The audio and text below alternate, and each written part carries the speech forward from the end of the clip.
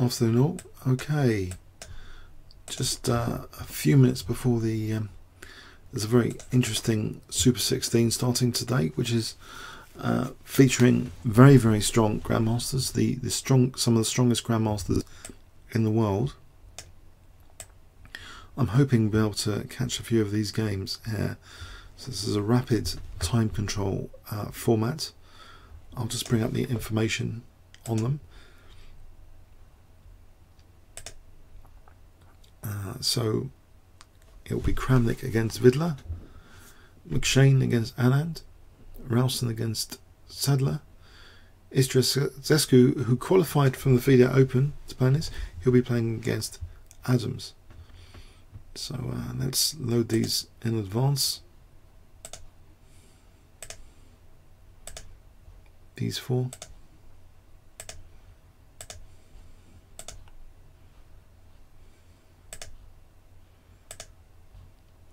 Okay.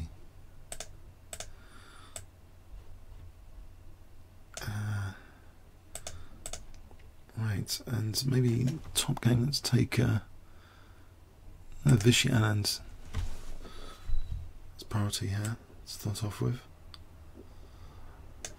So I'm hoping this will be quite interesting to follow. I hope the two boards I've got are okay. Bring this down a little bit. You should be able to see the clocks. So relative relay clock might not be totally accurate, but hopefully it's a little bit good. And I'm just going to get my iPad in the next minute. So it should be starting in a couple of minutes. Just going to grab my iPad.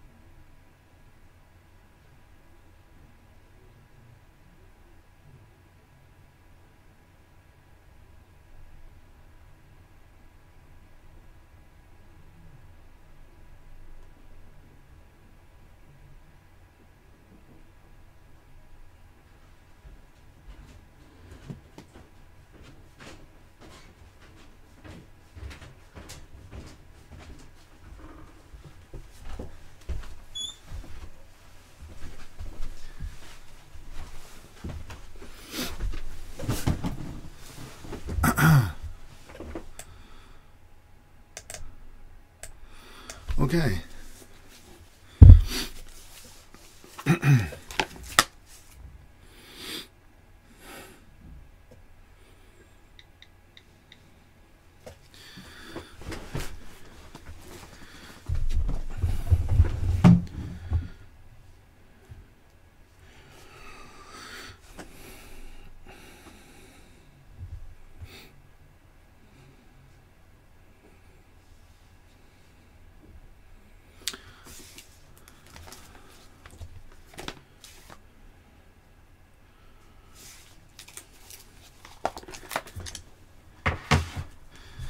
Does anyone know the time limit? It's I think there's an increment. Was it 30 seconds? That's what I wanted to check. I could ask here. Actually. I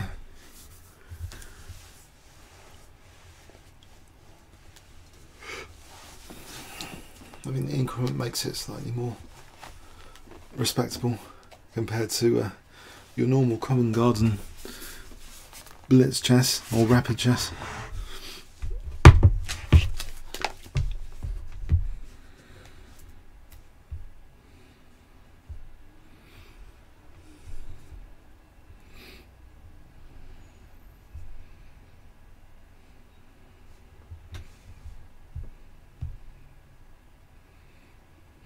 So I think the start time's 2 o'clock. Should be starting any moment, in theory. I think this is the opening ceremony wasn't scheduled for an hour. So the pairings, just to remind the pairings, so we've got Kramnik against Vidler, we've got Luke McShane against Vishy Anand, Jonathan Ralston, who's the author of the book Chess for Zebras. I've got one or two of his books.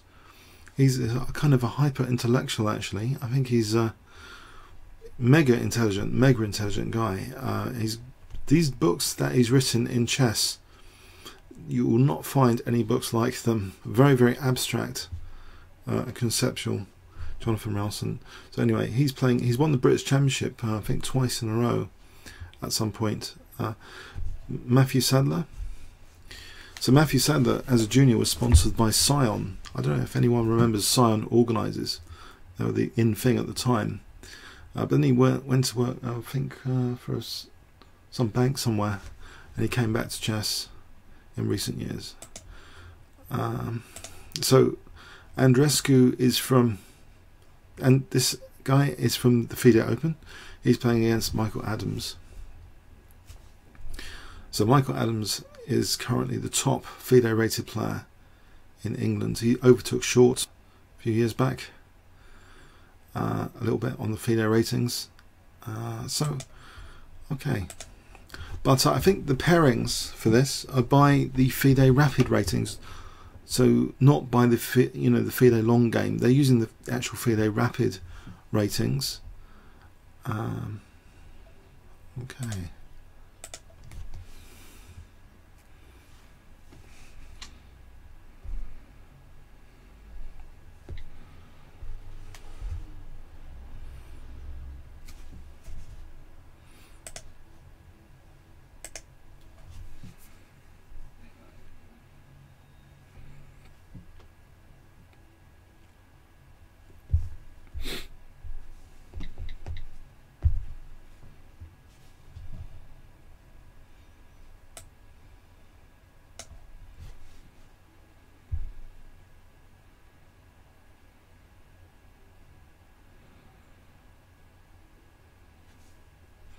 Should be soon.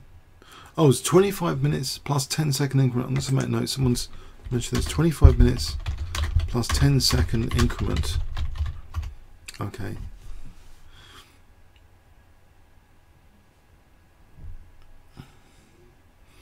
So it looks as though the clocks are counting down.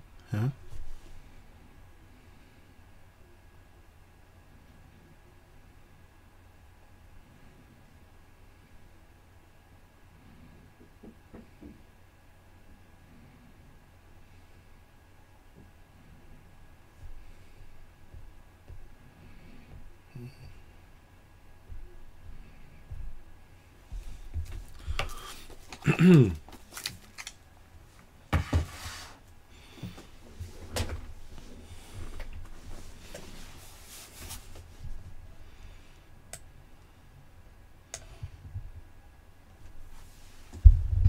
My good friend Alex Ephilantis, who you might have remembered did one of the treble commentaries recently for the World Championship match, he's on 3 out of 4 in the FIDE Open. He beat International Master Colin Crouch yesterday. When I get hold of the game, I'm going to try and do a video annotation of that. It sounded very dramatic. So I mean, that's amazing. You know, he's on the leading pack at the moment, 3 out of 4. There's only the Super GMs are only on 3.5. No one's on 4 out of 4. I'm not entirely sure what happened with these two transfers. Sutovsky, do they just get buys today for the FIDE Open? Does anyone know what's happened there? How the top two get qualified for this, but what happens to their FIDE Open score? I'm not entirely sure on that one. So Sutovsky and this one, they qualified from the FIDE Open. Maybe it's good to play in this because they get a big prize or something, and they don't. Maybe they don't play on in the FIDE Open. I don't really know. Or if they got knocked out today, I don't really know the details of that. If anyone knows the details of that, that would be interesting to find out.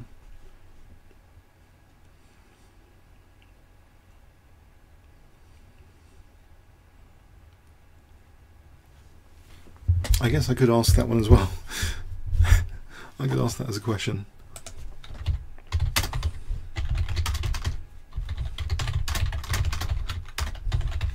What happens to Super-16 in the FIDE Open?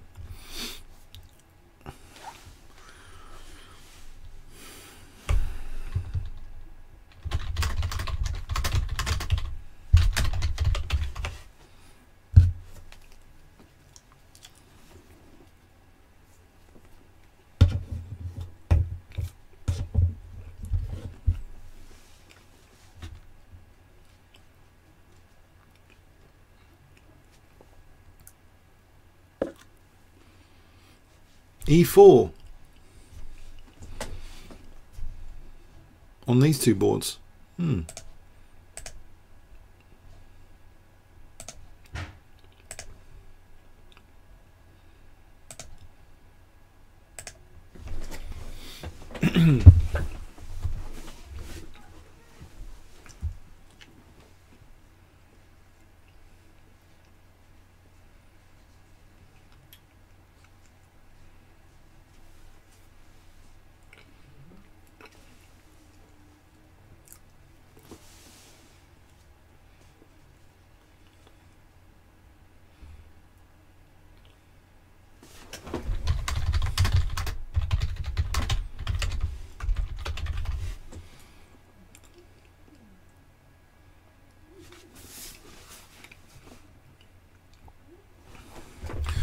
All right, okay, I think it's been mentioned that they get a bigger prize by qualifying for this tournament.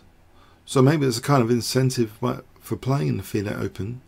Sutovsky and Istratescu, they qualified, so I don't think they can anymore, apparently, about the FIDE Open. I think maybe it's the prize. So they already kind of... The other one was like a qualifier for this.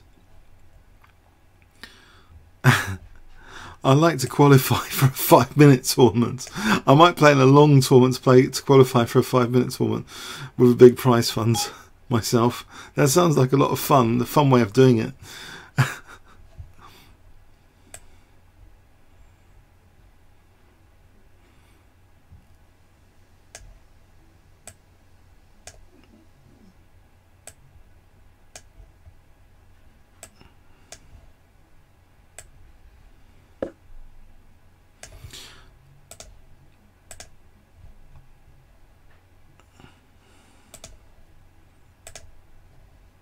Oh, those moves! I don't think those moves were played. It's just not yet. I'm hoping the ICC got a relay. Otherwise, it's just the FIDE Open. If it's not, I don't know.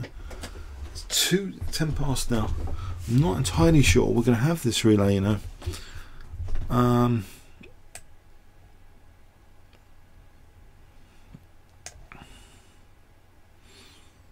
It could just be. I wonder if it's just going to be relay restricted or something.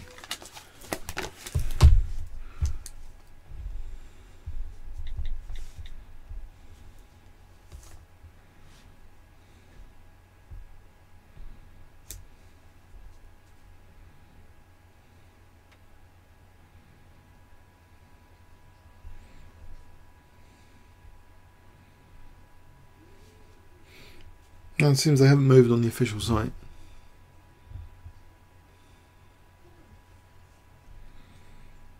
Just checking the iPad on the official boards. Okay.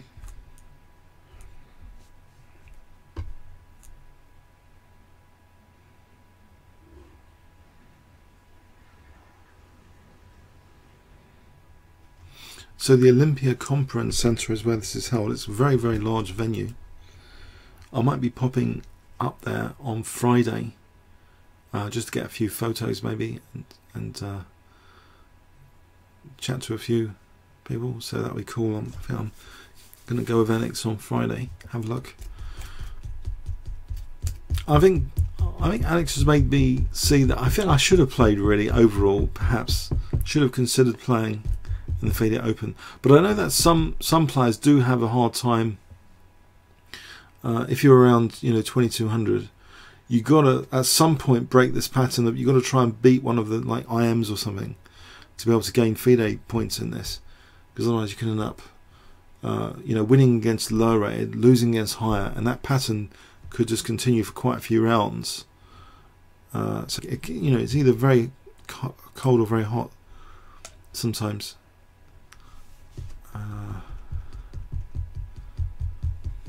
But okay, so this tournament, I wonder what the prizes are.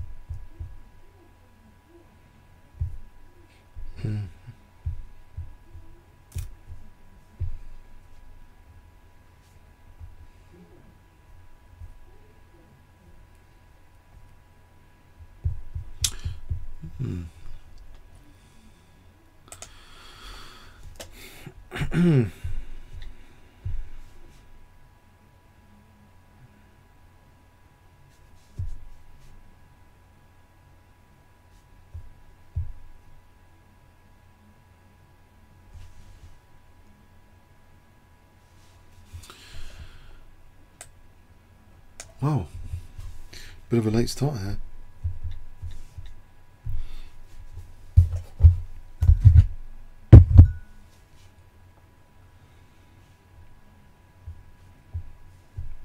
Or is the relay down?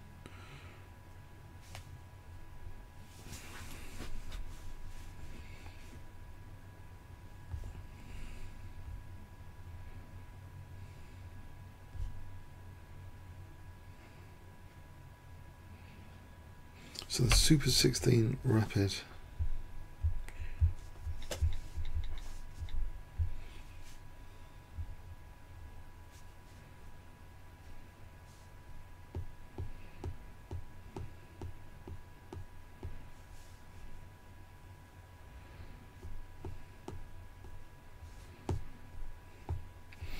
I saw that Shirov smashed a younger player in this match. I was looking at over the games yesterday.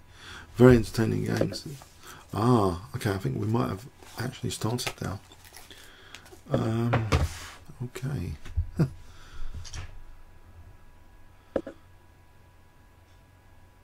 Kran against Vidler. No, I could pull 4 actually, couldn't I? I could slice this into 4. I don't know how terrible that would be. Let's try and slice it into 4.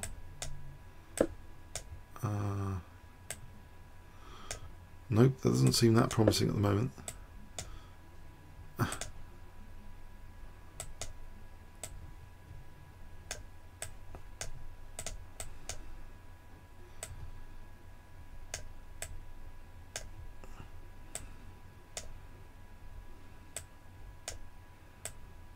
think we should probably just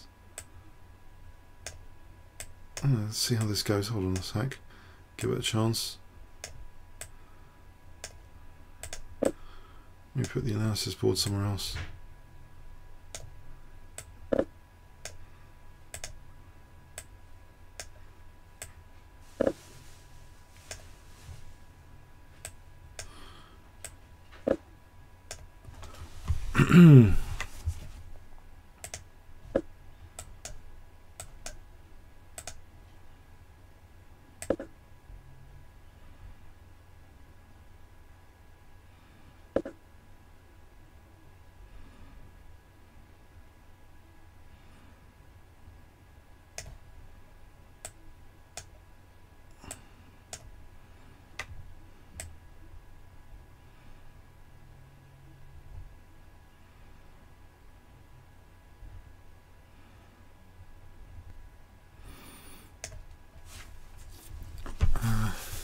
So we've got a Nimzo. I don't know if this is any good. I don't know how clear this would be. Or should we just stick with 2 at a time and flick? But we'd be missing out on the action. I don't know. I could talk about this one for a moment. This is a Nemzo engine. Actually, let's put the analysis board somewhere.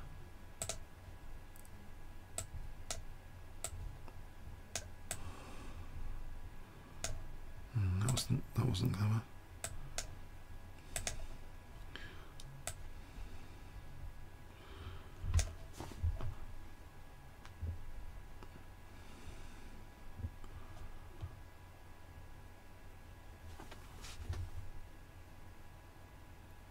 This is a bit crazy. So the Caracal was played here by Vichy Anand. I don't know if this board too small. What would you rather? Just flick 2 at a time? Should we just have 2 at a time, or 4 like this? What's the preference? Any preference? 2 or 4? Or just 1, just flick. So we've got the analysis board. I don't know how easy it is going to be to analyse this in real time.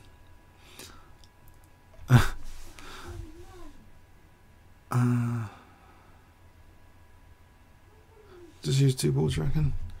Any votes for 2 boards? Or I think this is put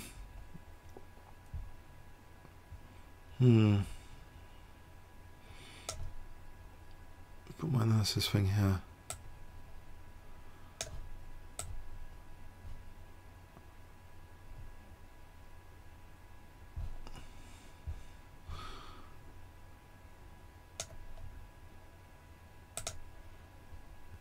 Two boards. Let's go with 2 boards. Okay, I'll switch. So, all right, here.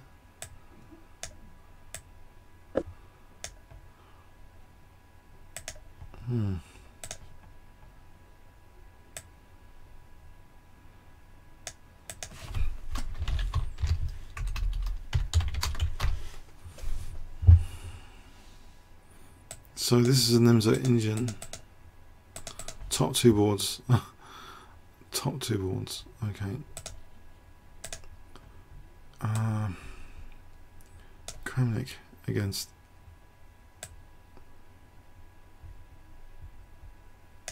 Svidler. Let's just quickly. Okay, let's get a grip on this. What happened here? Was it a kind defense or something? That was a perk. Sort of weird, that weird line. Bishop G5. Luke McShane against Vichy Anand.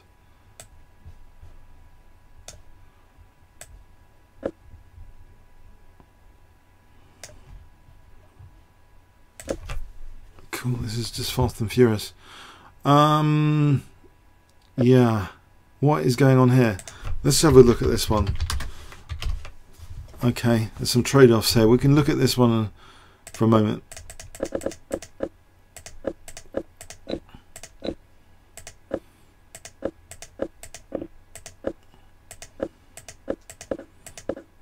So kind of French defense without the bad bishop on board 2 at the moment.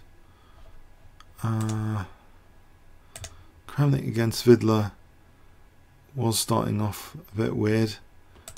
So board 3, Ralston against Sadler. Looks like Nemzo engine. Board 4, Andres against Adams. What's happened here? Board 4. Certainly Adams game.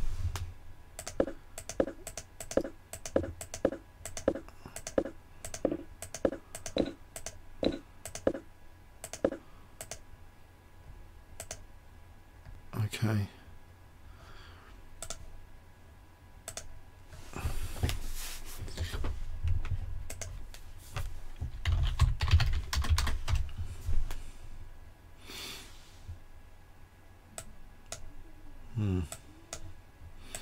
Let's recap on this. So it started off with this weird opening.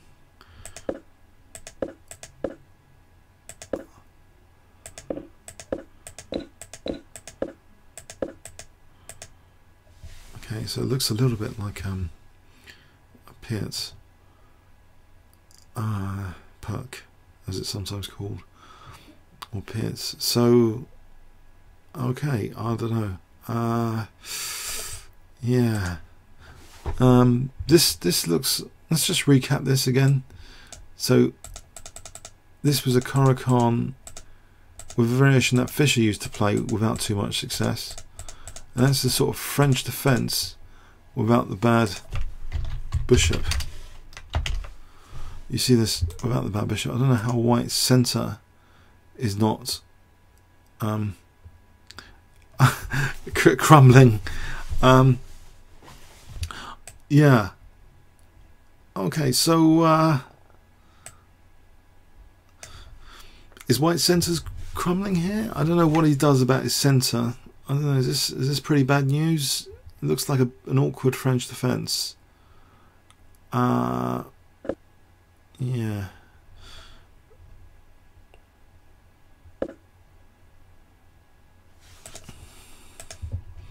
So h6 has been played there.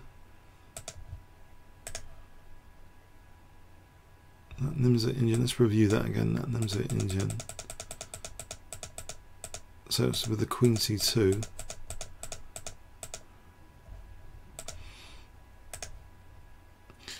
Yeah, I wonder about d6. Is that possible? d6. So why did white allow this seemingly horrendous double pawn here? Is that quite dynamic?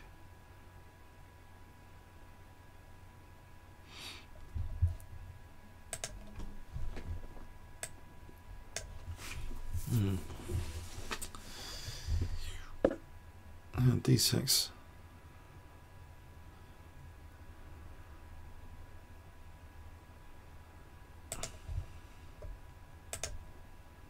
Oh, bishop e3 has been played there.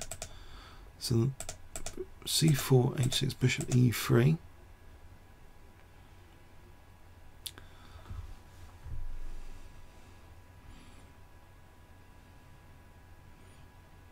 I wonder if knight g4 is actually useful. The bishop would just go to f4 or something.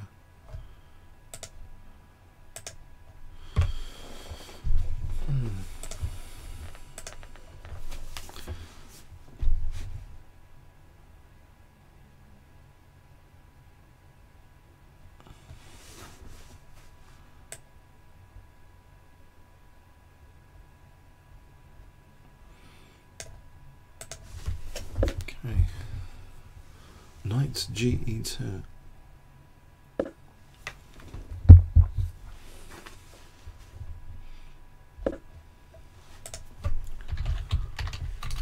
Let's have a look at this.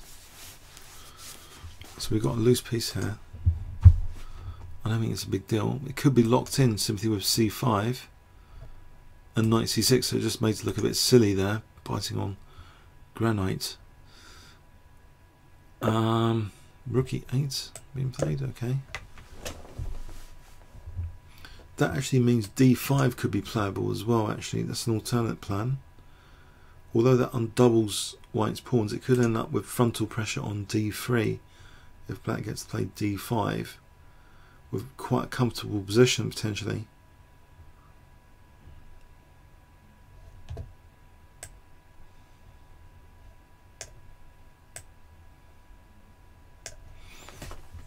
d5 later. Let's just have a look at that. So if castle's d5, if we take, if we had this position, we can even get rid of this bishop. This would be very comfortable for black. If you imagine this scenario, or even queen takes, we've got nice frontal pressure on d3. Black could just play like this. So maybe d5 is like an idea, but there's another plan. I mean, but this kind of portrays as though d5 is on the cards, because c5, was also maybe just playable like here immediately. On the other hand, if white gets to play, well, this c4 is a problem. I don't know. c4 is a problem. I think that was an interesting idea as well at the moment. Anyway, so we've got bishop e6, d3 and rook e8. Okay, interesting. Now here knight e5 has been played. Let's have a look at this. So on board 1. I don't know what this is transposing into now. So knight c3, bishop e6, knight e5.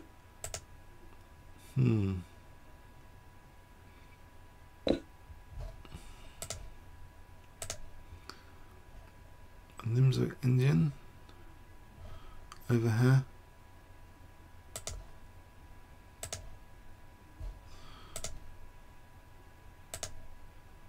D takes c5. Okay, what's happening in this kind of French defense position without the bad bishop? If we have a look. So we had this interesting opening which Fischer did badly. If you remember on the channel, we looked at this variation of the Caro-Kann, and it seems to be some sort of French defense structure now. So white's got the bishop here, and he's played d takes c5. So maybe white is considering breaking up the position as far as possible, and using the bishop here somehow pretty soon. So what could we consider here to open the position up? Maybe for the moment it might be worth just playing queen g3. Now the queen's quite nicely parked there.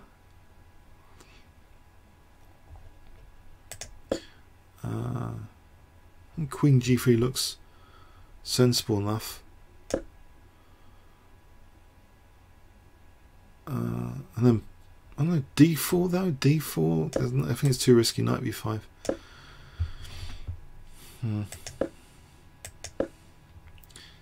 Yeah, this actually queen g3 for knight b5 looks quite tempting. Then maybe knight d6 later. Or even, yeah, I think this is interesting. Oh, he's actually played bishop e3.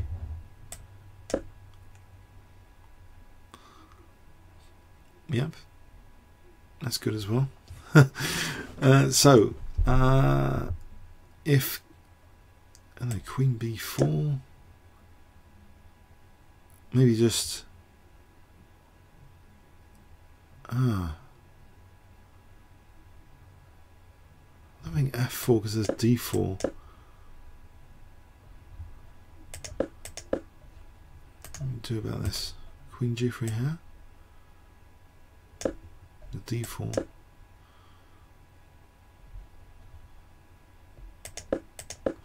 Mind you, there's a tactical queen f3. D4 we can just take.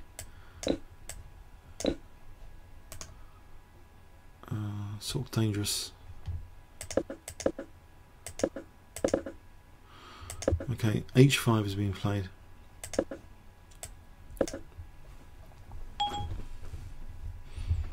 And queen a4 could be useful just to pin that knight. Queen a4. Keep the attack on the queen, and this bishop b5. I don't know, I think black could be in trouble a little bit.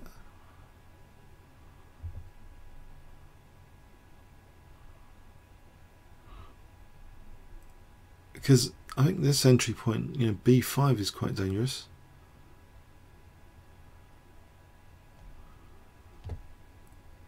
I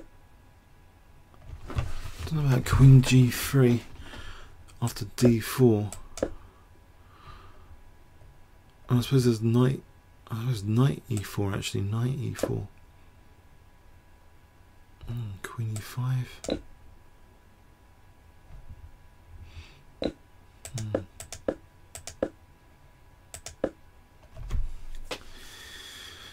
Don't know. Queen g3. I don't know. It looks a little bit suspect. I think queen a4 is quite safe enough. Just pinning the knight. Some damage has been done already, provoking h5.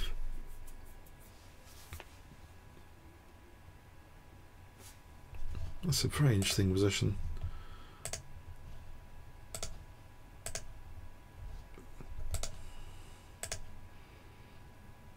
Oh, white's played for f4 here.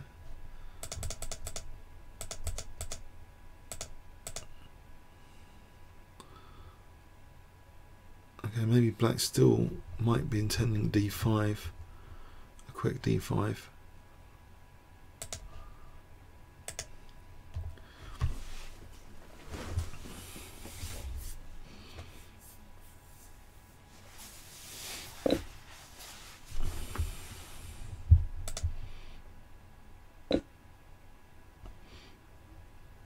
I don't know, should we?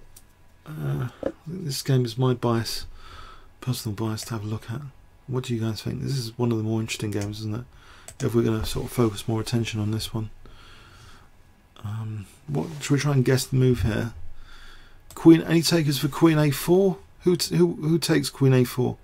Who takes Queen G3? Or anything else? What would you play here if you were white? So I think Queen A4 for me is fairly tempting. I'm not sure about Queen G3. What do you guys think?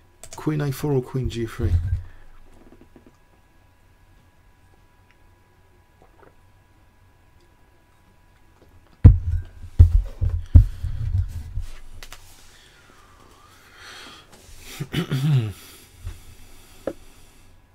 Oh, it's played Queen G3. Okay. So this is getting sharp after D4. Because that is attacking E5 as well. I wonder. Can rule out a few moves here. If knight E4. Actually, I think we might have this. Am I imagining this? No, what a Queen, Bishop F3 on B7.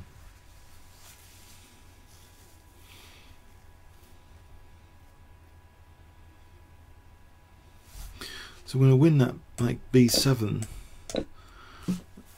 Presumably this is pretty good because actually we can take on B8 here as well.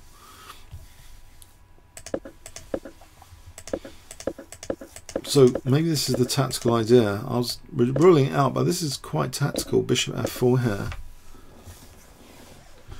We don't want to get skewered on the diagonal, surely. So, and if we don't, then actually knight D6 is coming up next. So like knight D6 check is keeping the king in the center. That's good prospects, surely. So yeah. Knight E4 to D4. I think D4 looks a bit risky. But if black doesn't play D4 then, say black doesn't play D4, plays Queen C7, we've got Knight B5. That's pretty vicious. You know, we'll be crashing through to C7. Stuff like that. Where does the Queen actually go? A5? C8? If A5...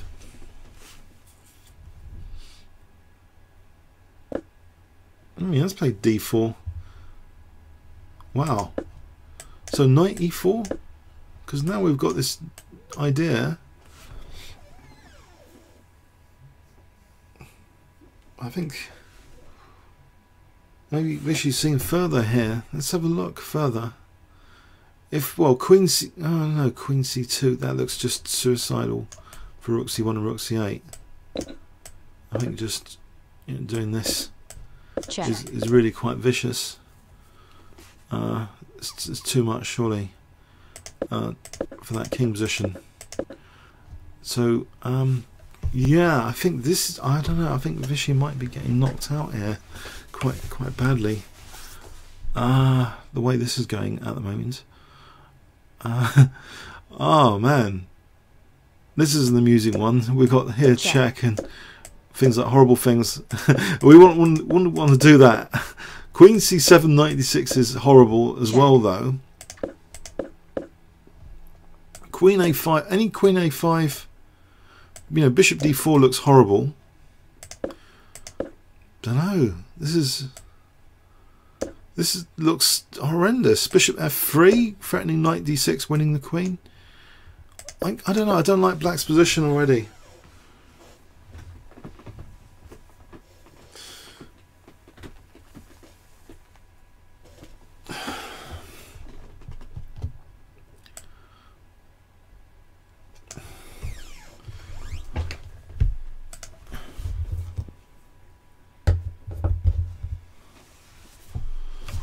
What do you guys think? I think this is trouble. I mean, queen b4. I don't know. This is just trouble.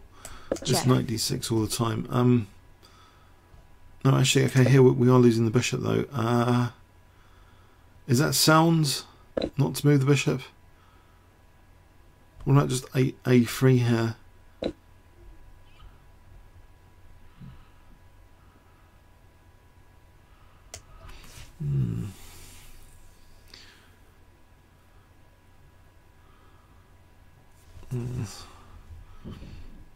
That's tricky.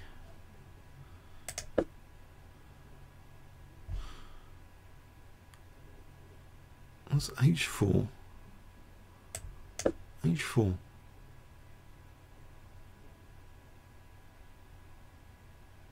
Does that help? This might help.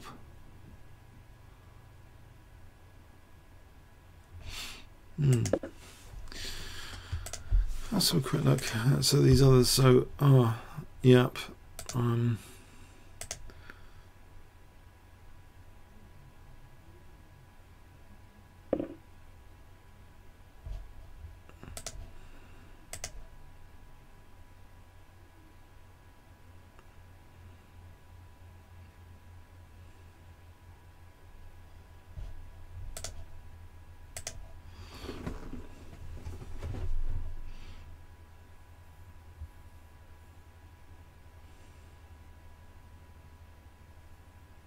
Well, black's move, queen's attacks. What does he do?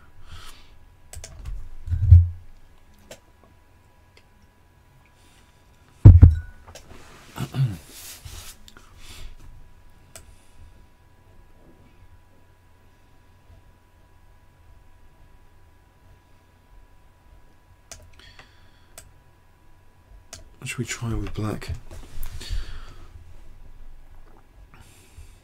h4. He has played h4. 50 points for me. I thought h4 might be useful. Yeah. So if we put the queen here, knight. No, not knight takes e5. Queen takes e5. Is less effective than before. I mean, it's more effective than before.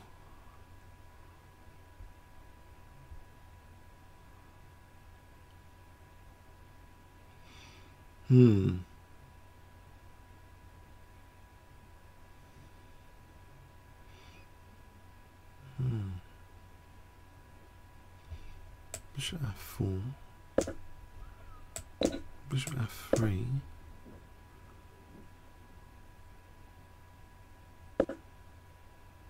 And stuff like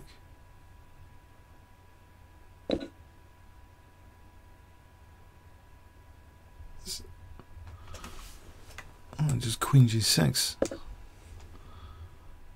Because if we go for this b7, we've got knight b6 protecting. Oh, mind you, just taking and take this and exchange up.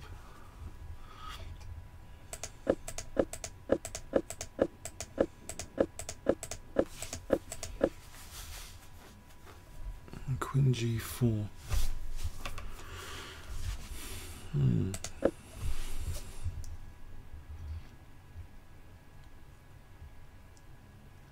Knight takes e5.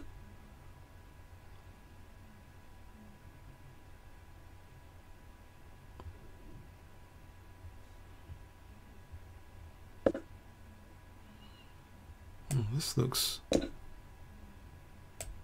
Let's check here. Check. Might be annoying.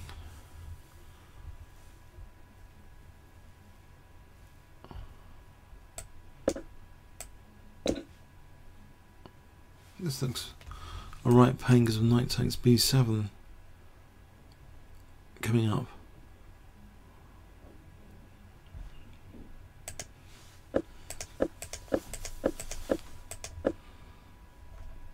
Queen g4. What else is there?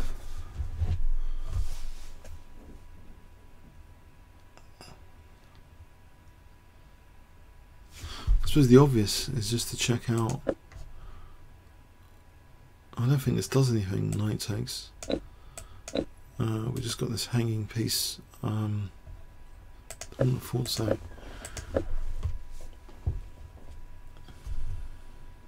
Queen g4. I think that's my protection. Queen g4.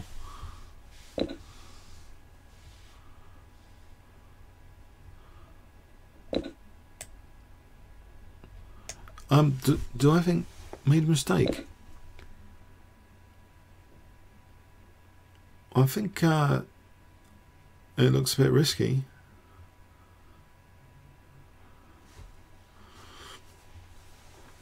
The whole opening looks a bit risky because he's going to have a long time to connect the rooks.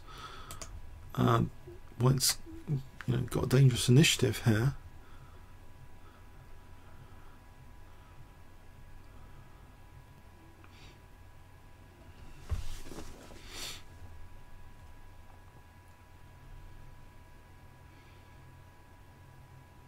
I'm not sure about Queen f3, by the way. Someone mentioned Queen f3.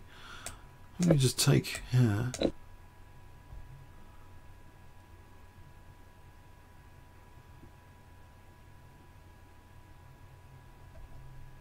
Actually, things like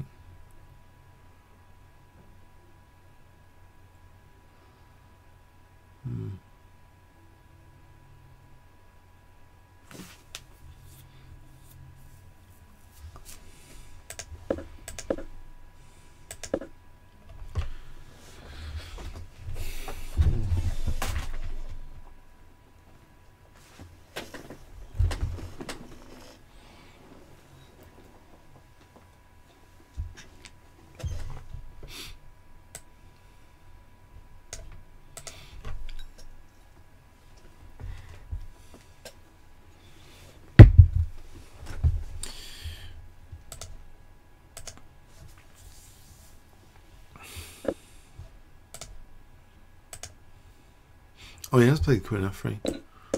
Okay. So if knight takes e5,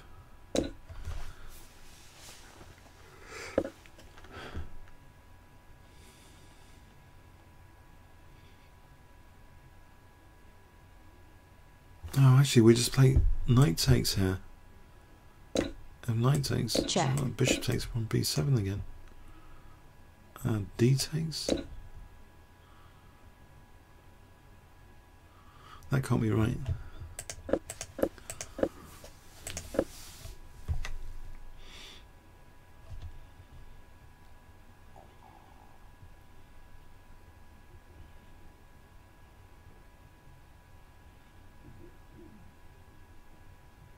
Knight d6. Check. On b7.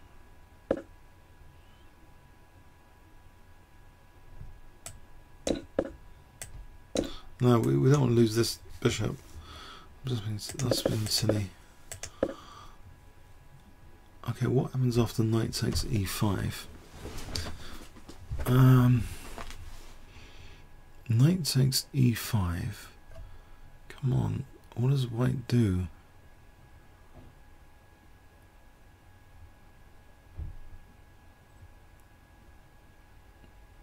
Queen f4. Actually, that looks the most promising. Queen is going to move somewhere. This I don't know. Oh, g5. g5. I don't know. No, if the queen moves here.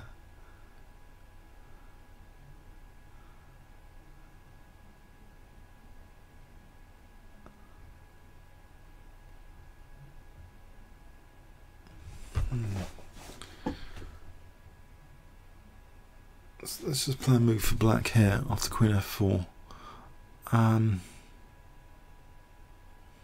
Queen c7. As bishop takes d4. That looks unpleasant for black.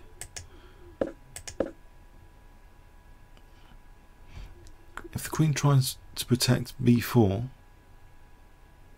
Well, we can always take on b4 because we've got knight f6 check.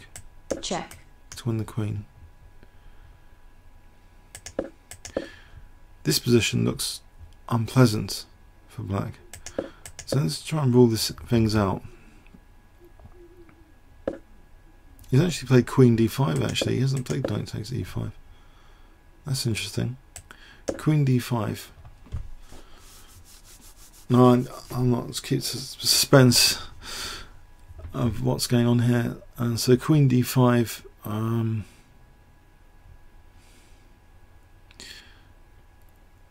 So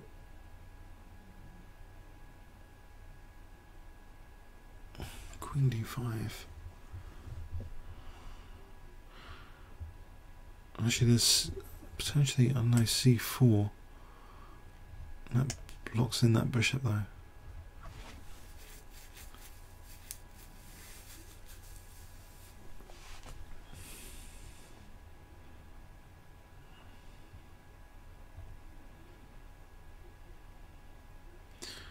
Bishop f4.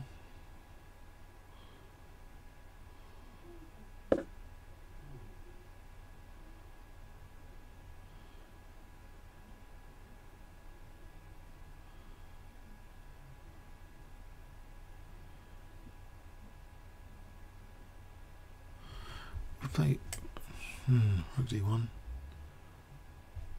I suppose always knight c6.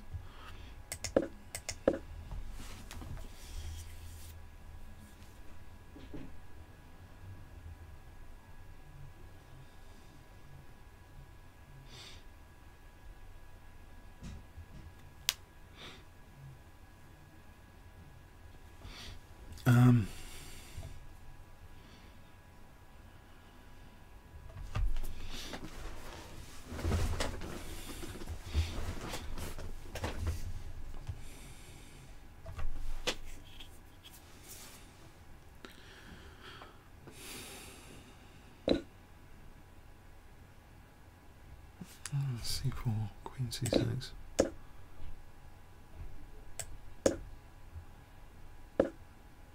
And bishop takes.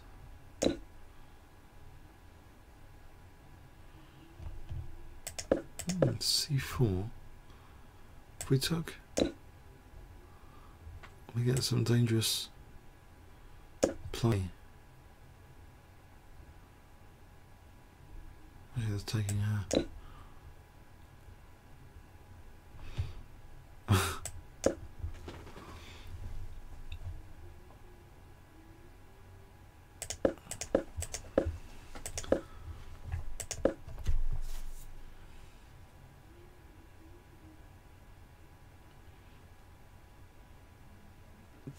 Alright, let's check the engine here. What's going on? What does the engine think here? Rook ad1. Rook ad1 or c4? Actually, c4.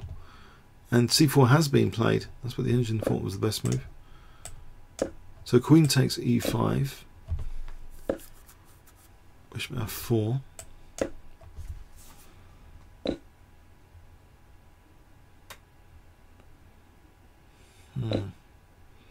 We're trying to play queen f5 here, just to sort of try and take the queens off on knight d6.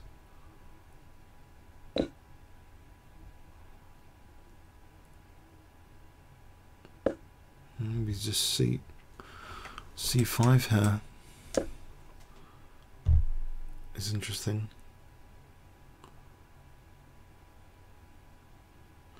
Or rather, nearly interesting. No, I want to get rid of this opposition of the queen somehow. How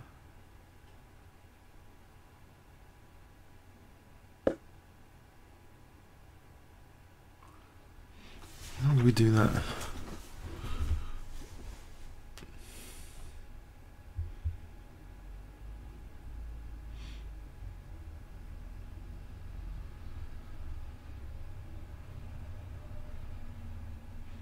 Actually, maybe just knight d6. Check.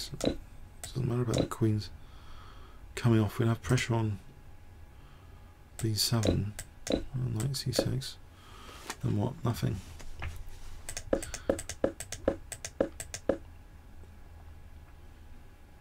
bishop d3 here. Running knight d6 check. Interferes with black. Just moving the bishop. We've got knight d6 check as a threat.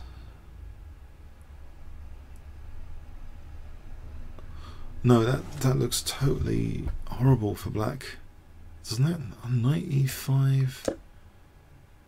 Is that the idea?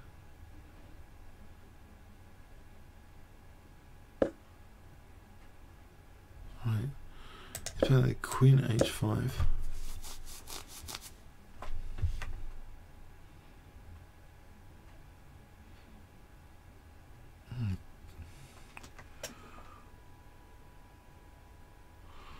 That's g4 is worth considering. Just moving the queen somewhere. Play g4. Takes.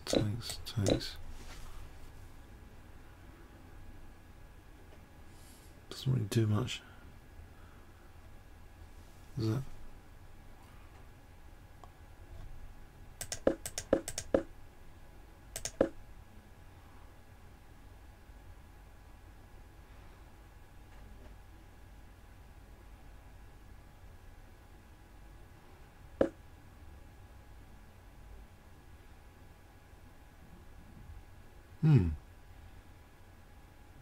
It's a bit of a pain.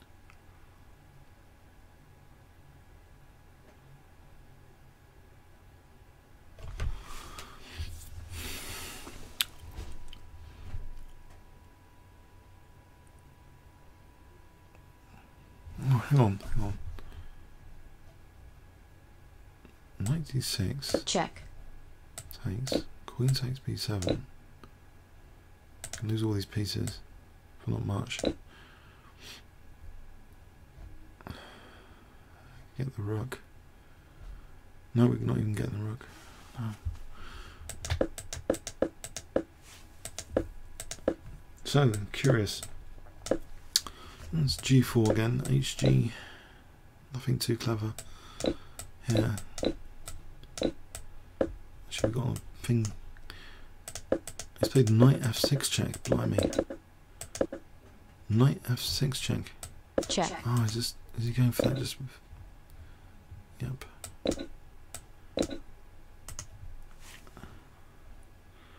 That's problematic on a8 very quick.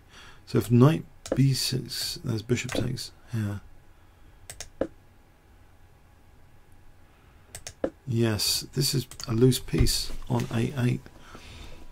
There's knight c5.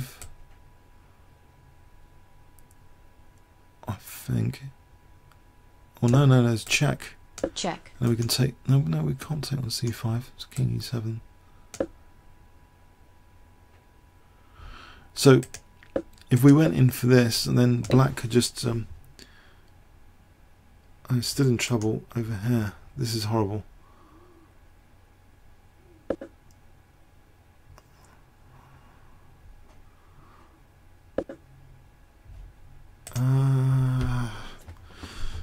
Initially, this looks dangerous, yeah. So, what do we do about this?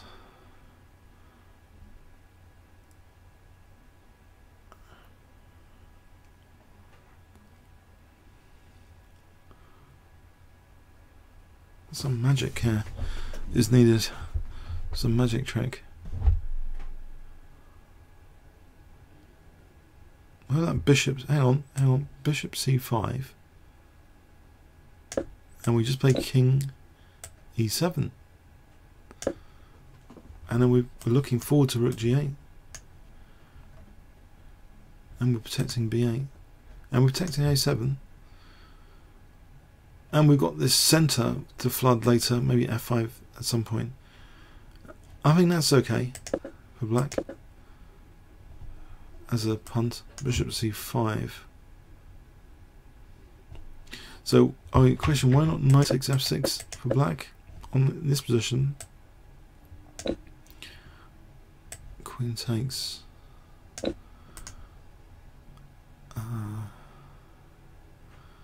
Here, there's a difference that we're on, b8. Let's take on b8 here. So in this position, by taking on this pawn, we're keeping this b8 protected. So I think bishop c5 looks, you know, as though it's plausible to protect b8 like this. If we just castled there as well,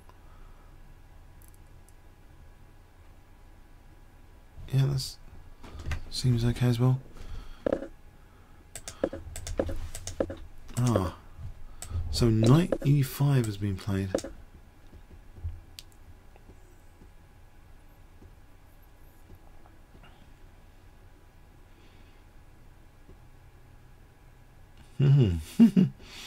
Wow.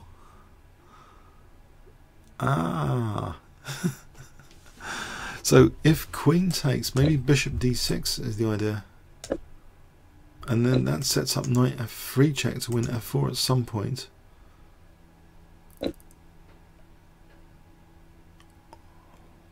Or knight takes d3.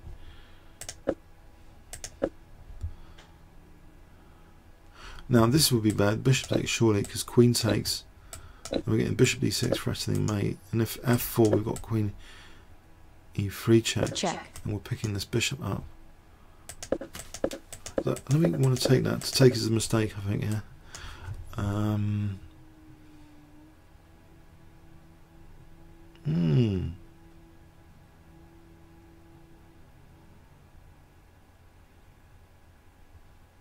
So it takes bishop d6.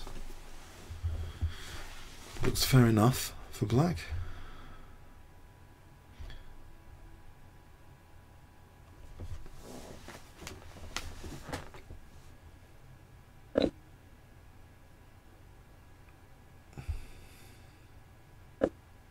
Well, he has played bishop d6.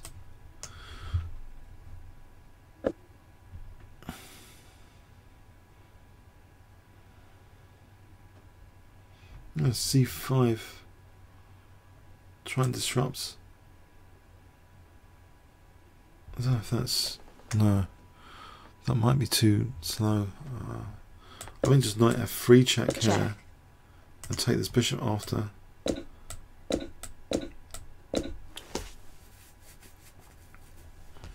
That seems okay, actually controlling c1.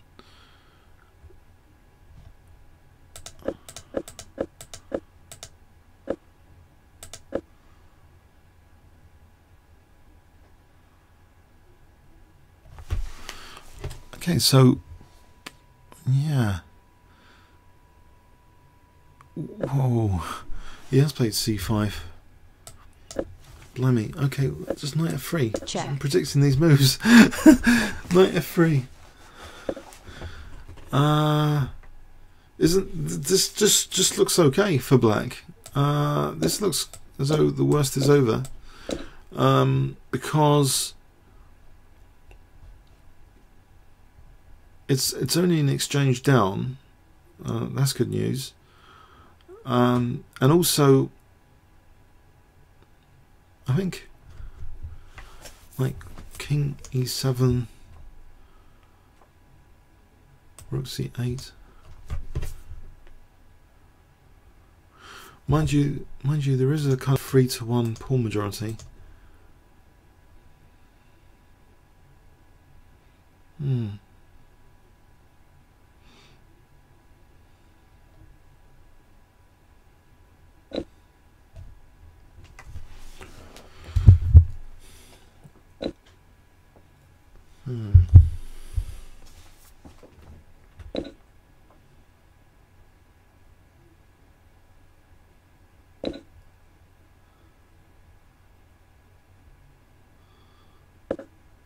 Yes, that pawn majority is problematic. Okay, knight c6. Oh, he's going in for f3. He's going to have knight e5. Oh, pinned. Only move king d7, I think. King d7. So we have to play. This d pawn could be useful. Is it being eliminated? What about e5 here?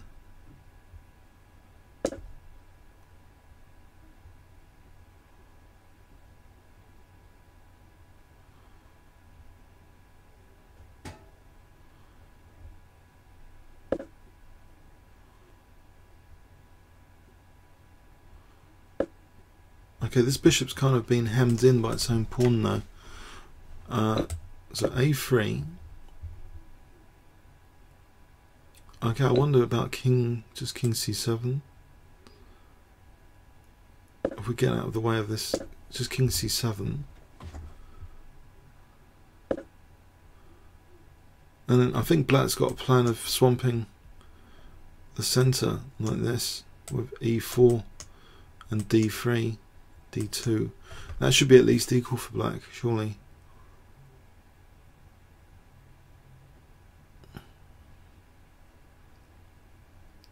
I like black better than before anyway. And he's only the exchange down.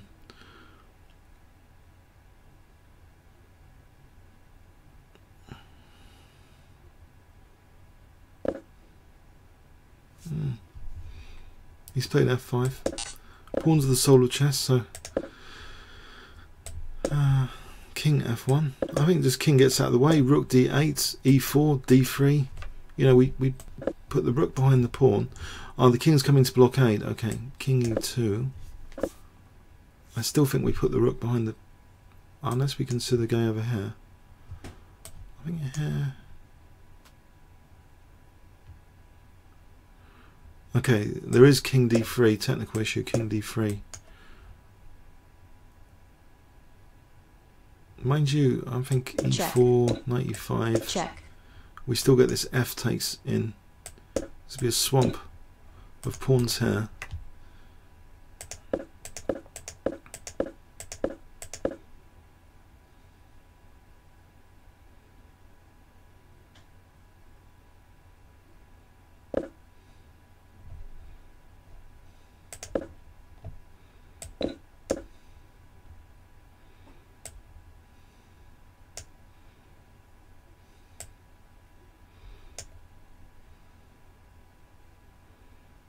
He's going to force d3 now. So it doesn't matter about bishop c6. We get d3 in here first. Check. So this is good. The king's also blockading white's pawns. This is nice to work with. You've got things like rook g8, bishop h2 as well, trying to mate white with this pawn covering e2.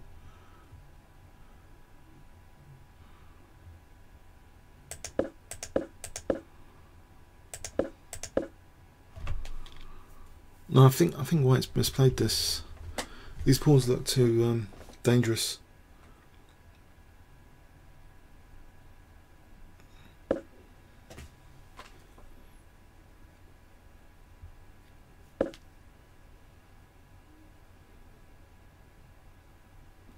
Don't mean you can take that even. So if he takes here, we got d3 check. Check. I don't see what there's not to like about black position at the moment. That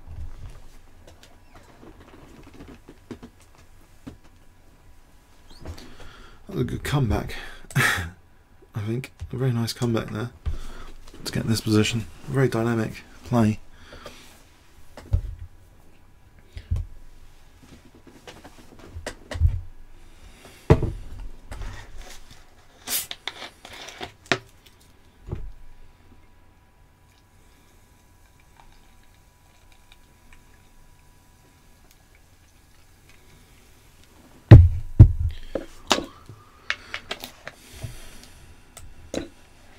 Takes. So if bishop takes c6, we've got d3 check.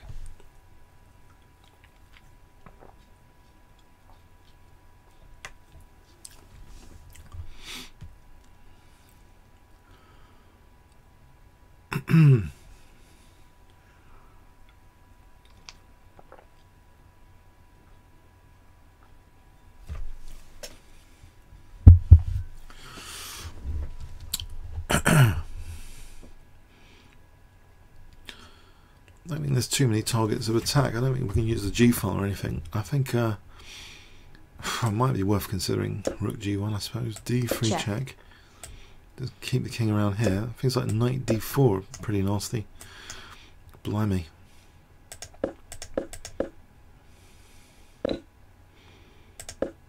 Okay, so bishop takes c6. We've got d3 check. Check.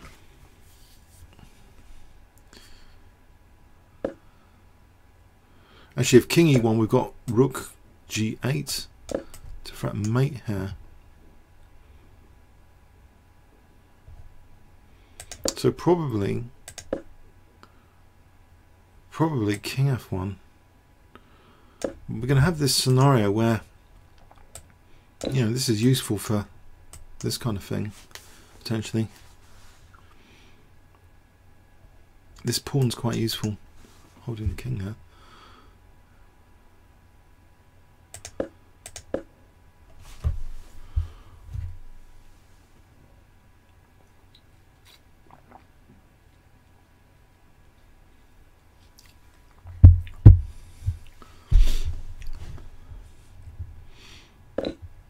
There's king f1. Yeah, I still like black. King takes c6. I like black. So we've got a tactical plan of mating the king like this. So king g2, okay. So White wants to put the king here and rook g1, okay.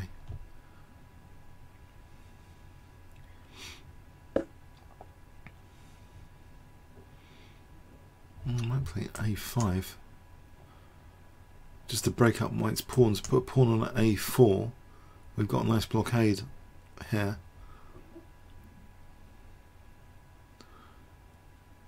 I've got this pawn ready to run here. Bishop moves back. Maybe to...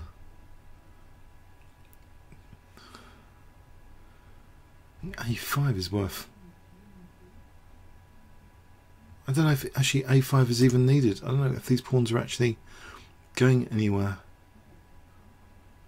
Maybe just...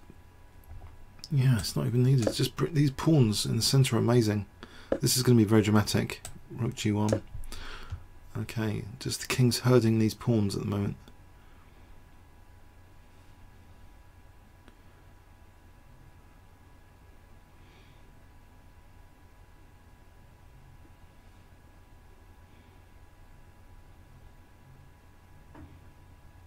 I think,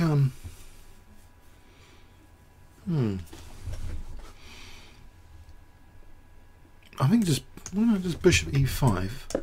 If the rook moves, we just sort of start moving the pawns, and then we've got, you know, king d4, f4, e3, end of game. Nearly.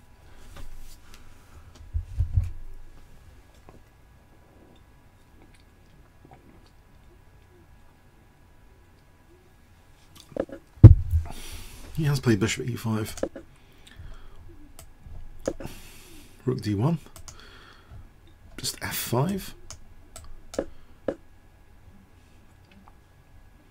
Mind you, f3 here is a bit of a pain. So might want to play king d4. So any f3 is e3. I think king d4.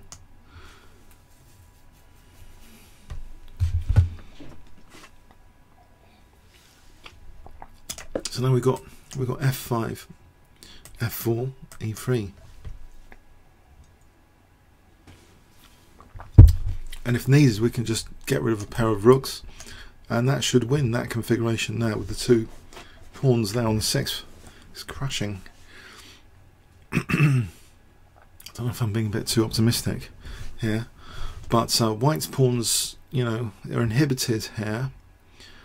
This looks as though this is a crushing plan.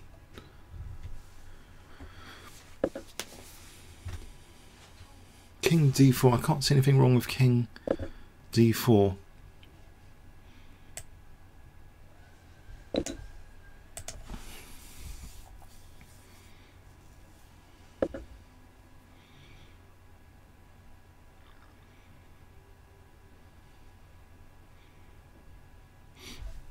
Actually, okay, hang on. King here, we might have rook g... no, that's ruled out as well. f5 rules out rook g4. We haven't got... we've got that ruled out.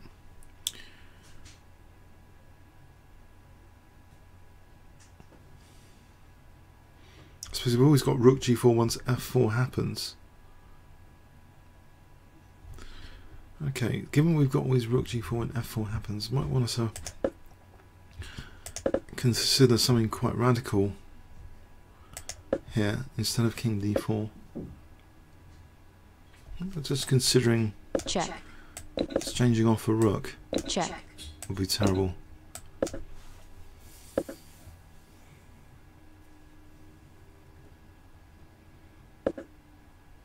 How would white's king actually stop king d4 and f4 and e3 here?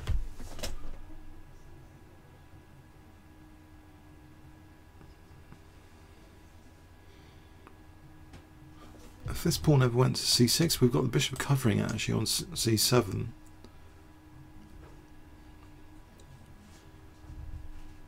That would seem almost plausible to just carry on being exchanged down in a simplified position with rook g8 check.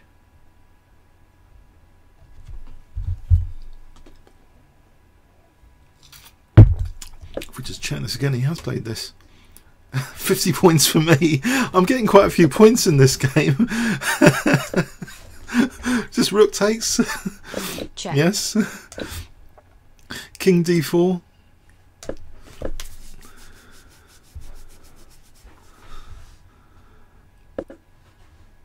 Ah, okay, f5. It's just, oh, is white just spectating here? I suppose he's ready to pounce with f3 in this position. So we can suppress that idea with king d4. So always ready to answer with e3.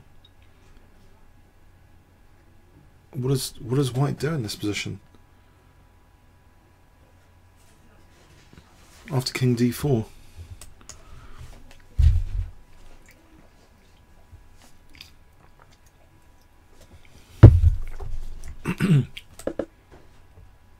King d4 played. c6 seems harmless enough because the bishop's on there. Maybe just f4. These guys are just too far. Doubt it. There's d3.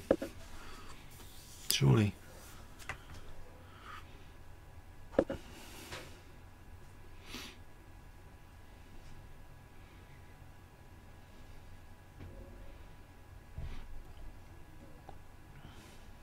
Or there's something tricky going on here after e3. If we take got king f3, this position, no, I don't think so. d2, wouldn't have thought so, unless there's a king g4 trick after losing it. No, we're just going to get a queen here or lose the rook. I wouldn't have thought this position's that hot. He hasn't played that.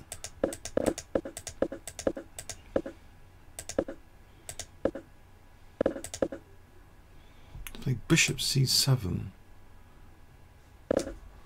That did blockade totally, immobilise the pawn.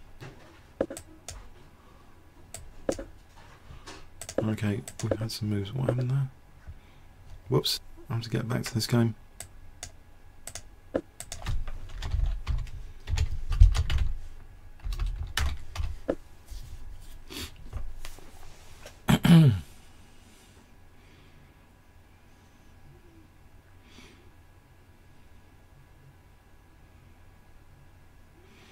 Yep, that looks pretty convincing. Wow.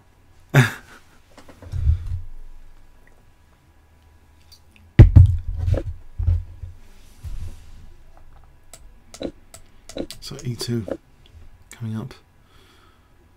Now if rook b3 just king c2 and queen here.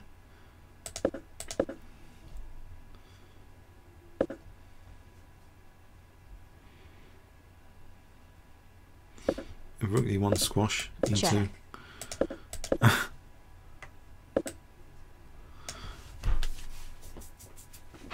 Well, that was a nice game.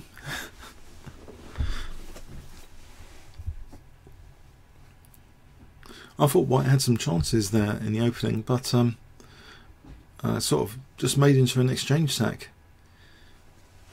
Queen's off, it's starting to be about the centre pawns.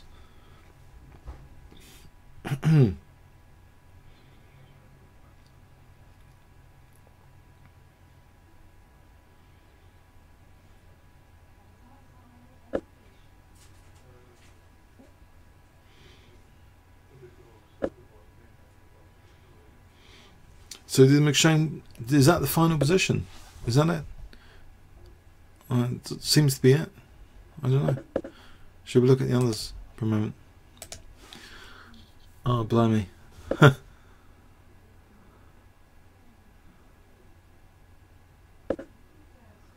There's a knight g2 check here if rook takes.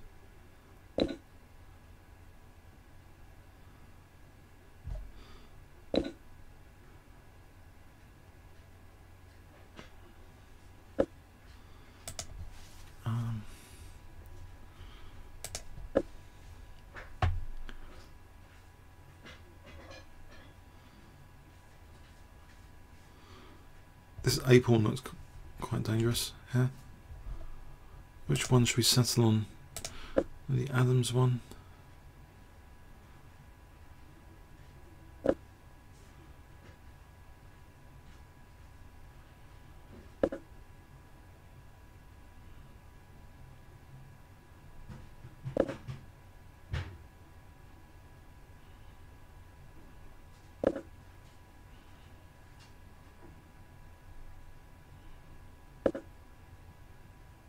So Adams is 2 pawns up.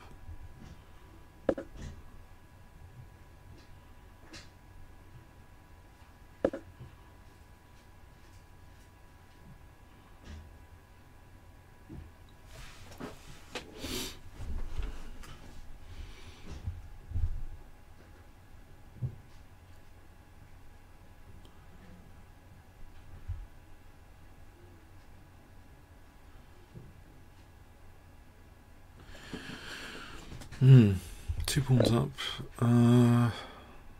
Knight g6 check. Let me quick look at this then.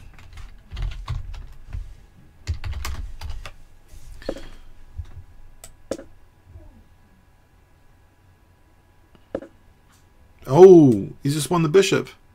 It's end of game, isn't it? He's just won the bishop. End of game. He's called Tricky Mickey, one of his nicknames, only nicknames, Tricky Mickey, you know, for Michael Adams. Mickey, Michael, you know, Tricky Mickey. So I think he's won that with knight e7 check. I think that's that. Kramnik against Vidler.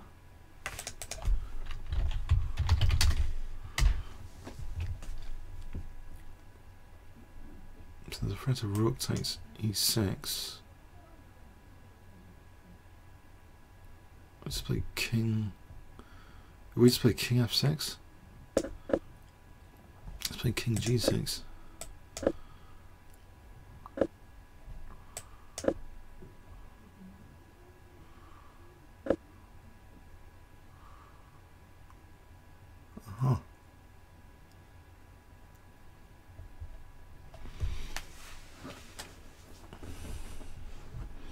Let me just.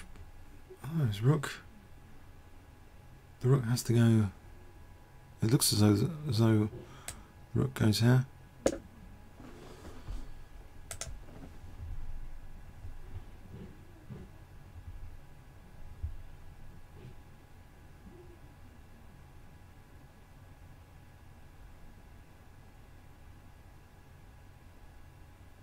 Oh, but he's losing the bishop. I think black resigned here.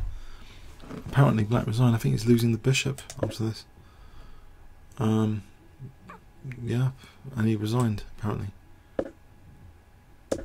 So rook takes e3. It's like the exchange of a pawn down. Okay, I think black resigned. So there's only one game in progress, this one.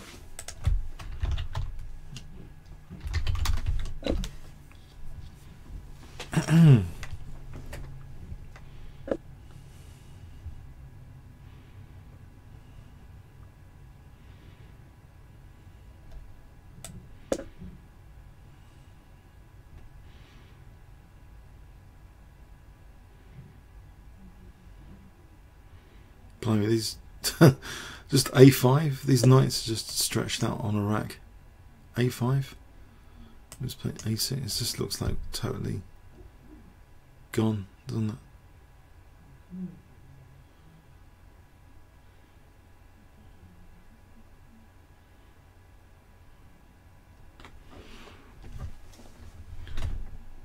What's the results say on this? This looks hopeless for black.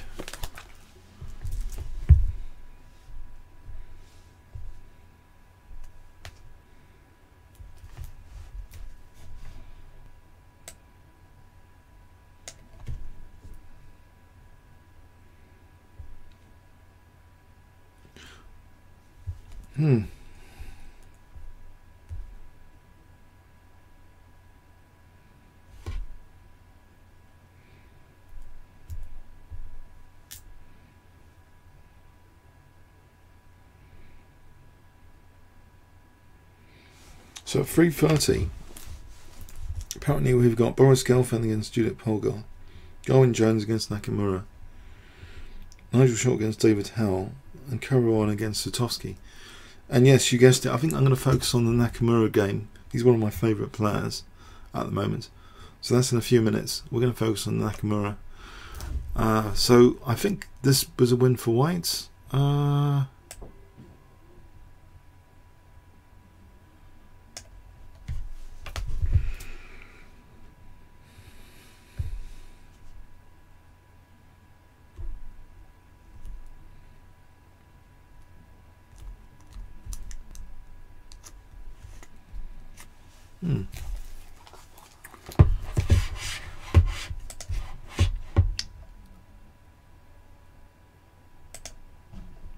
Let's have a look at the events, see the results.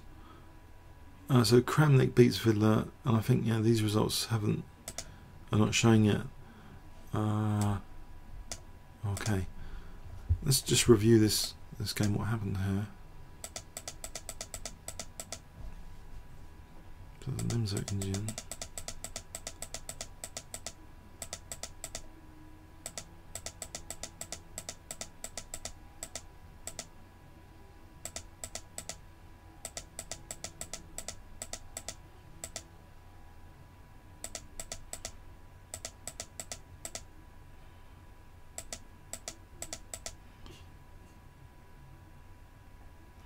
H5. That's interesting.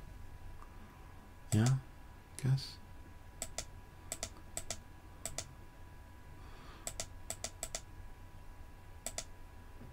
So black seems to be doing okay here. But now his A pawn's in trouble.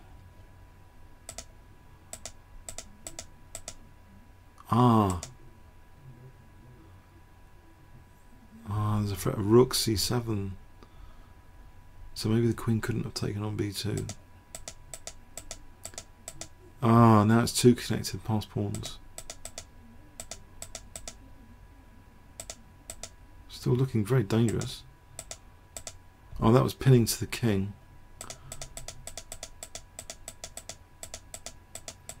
Yeah, the knights are not holding up well. Yeah. Okay, so that was that. Wilson against Sadler. So the Vichy Anand game, for those that haven't seen it, was like this. So it was Kara Khan, and I thought White had some sort of initiative, but maybe too keen. I don't know, a bit of a crazy game. So Vichy Anand managed to get the queens off after this exchange sack. I don't know if that was intentional from way back, but it's certainly an okay position now, I thought. Compensation for the exchange, and these pawns just started going down the board. Even getting rid of exchange down, simplifying the exchange down because of these centre pawns, quite crushing. That was a nice game, I think, Vichy Anand's game. What do you guys think? That was an interesting game, Vichy's. But okay, so we're gonna rack them up for the next one. pretty soon. So the results are in. So Kramnik beats Vidler, McShane lost to Anand, Ralston beat Sadler, Istrascu lost to Adams.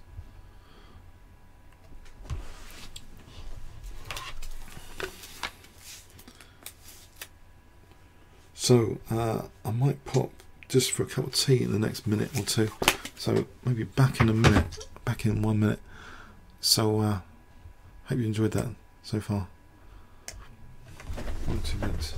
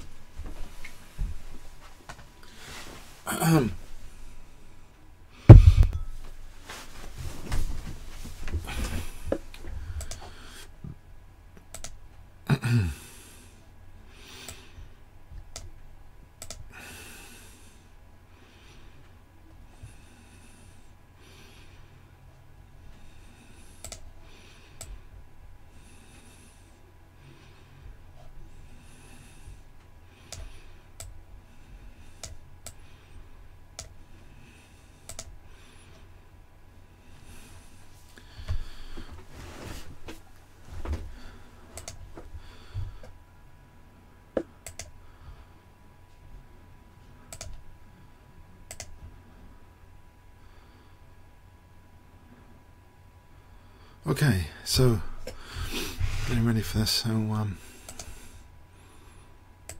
this is the one, the ICC King Nakamura.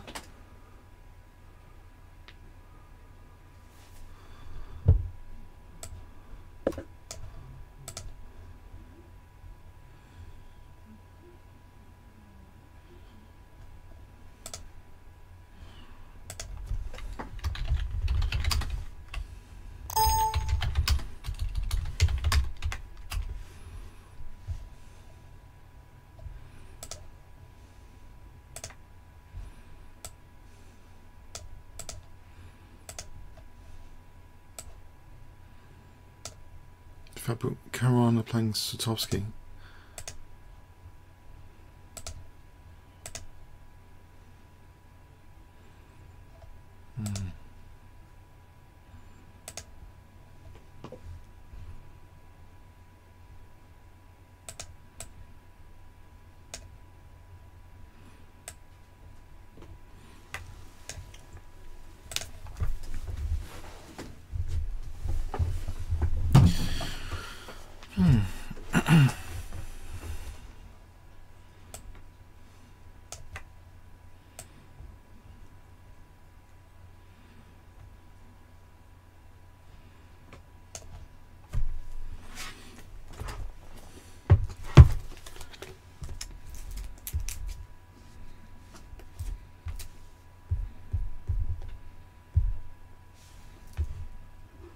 Right, so it should be any minute, next few minutes.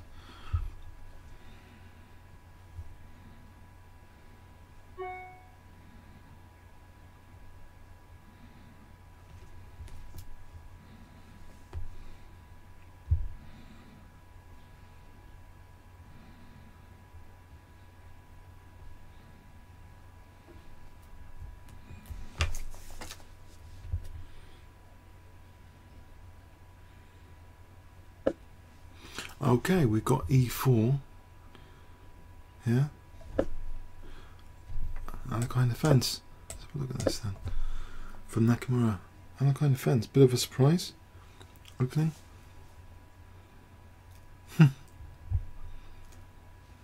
Unless they're just testing.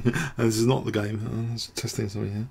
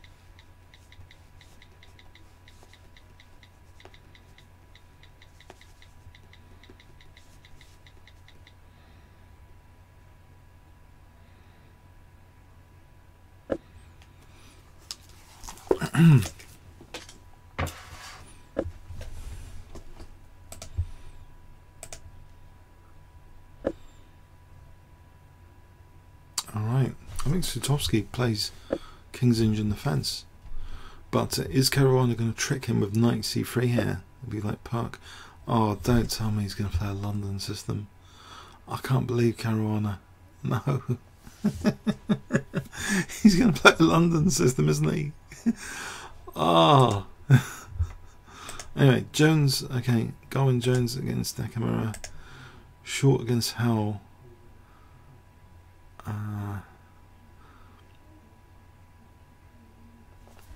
So a Korakon, Panov Botvinnik attack coming up there. Polgar plays a King's Engine as well. She's quite exciting. She's a King's Engine defence player. I was playing E6 here.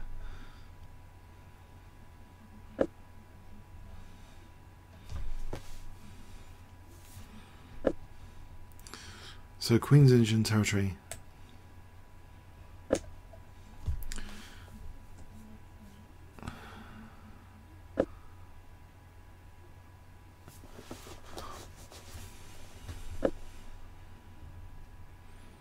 And bishop e4 check, disruptive check, and then back to e7.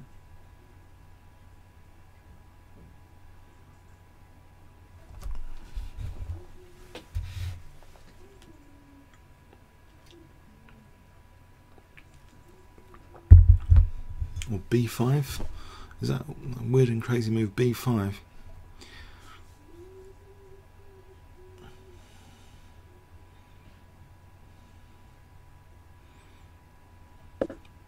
Oh, just back. Yeah.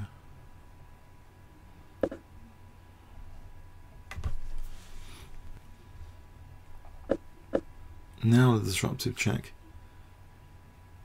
So encouraging bishop d2. Bishop just goes usually back to e7. Oh, that's a5. Okay, that's on the move.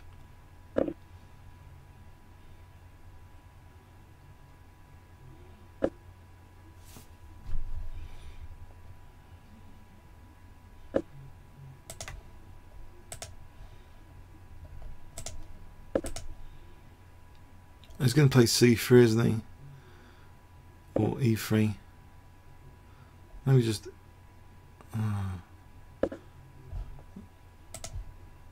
yeah, short against Howell.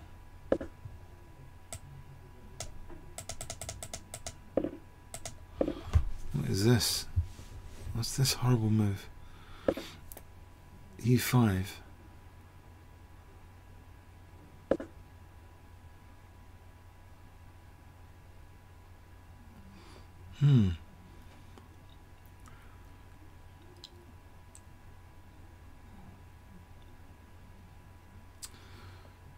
Bishop f5. That looks like a surprise move.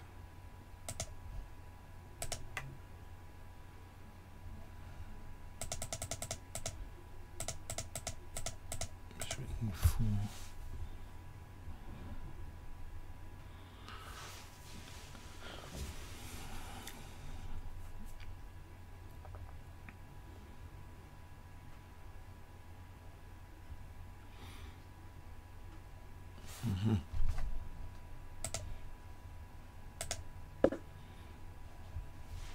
Alright, what's been happening in this one? Let's go back then. It was a Sicilian actually.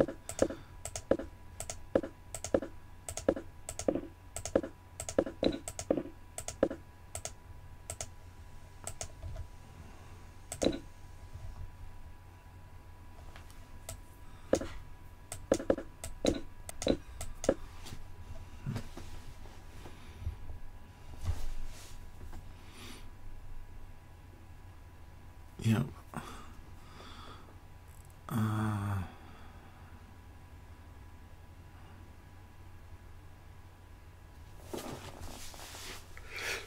Okay, do we play e5 there?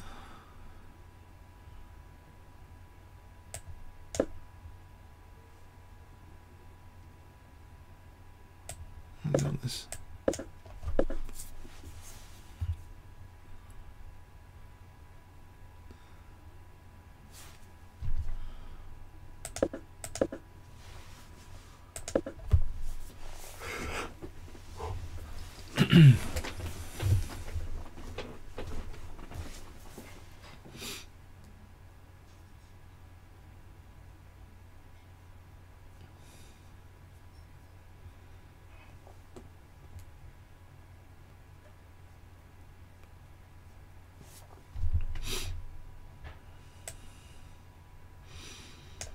Okay, so one of the options, if we take here, this looks like a nice position for black anyway. Yeah, mind you, this bishop there, possibly that's okay for white. That looks reasonable for white as well. Just taking. If he takes, that looks reasonable for white. This position. I think e5 might favour black with knight e4, because I think, you know, we can often just play on c4 square here. In this position, this backward pawn, that would be like a target. Bishop's actually ready to do something quite useful. So I think e takes d5.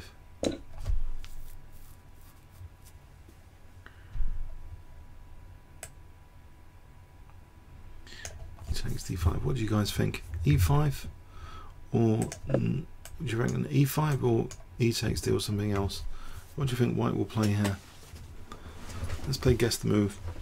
50 points if you get it right, 50 points deducted if you get it wrong. Keep track of your own score.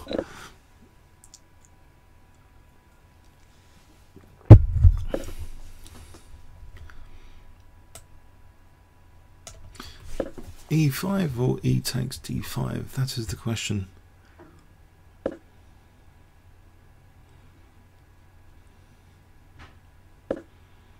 Mind you, knight c3, looks plausible as well.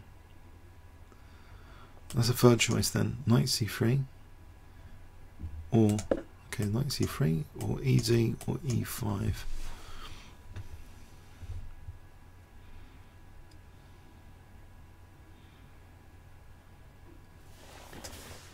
Or something else you might want to say, if there's anything else.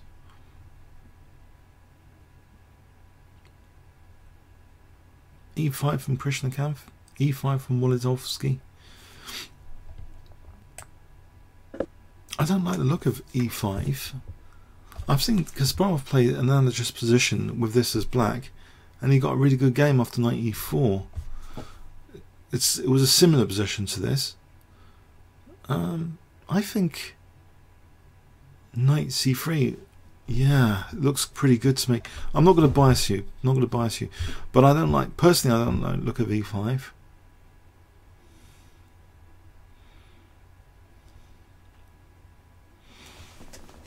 I think the little finesse of the position here is black playing bishop d7. So black's got less pressure on the d file than normal, perhaps.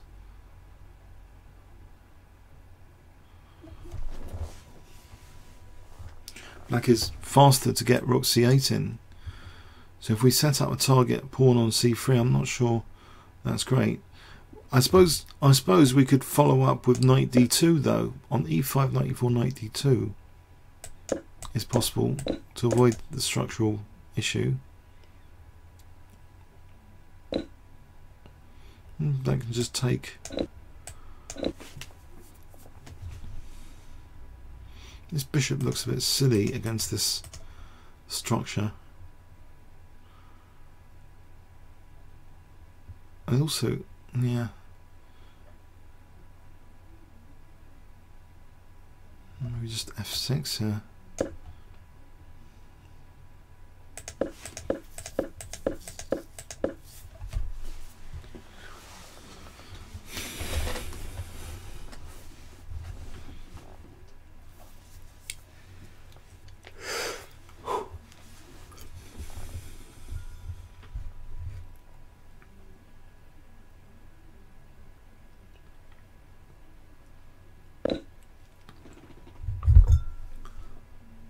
Okay, the question about the isolated pawn, I don't really buy the isolated pawn thing here, argument, because black's got less pressure on the d file. You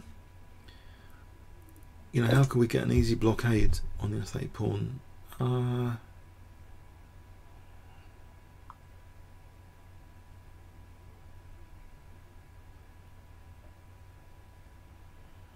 d5. Guess knight e5 with some pressure though. It does provide that hook on e5.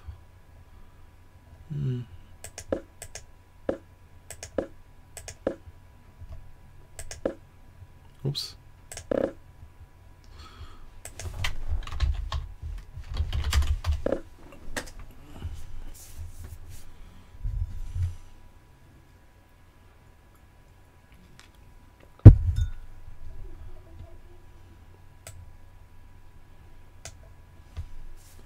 What about knight e5? Sorry, that's another move. Knight e5 is very interesting.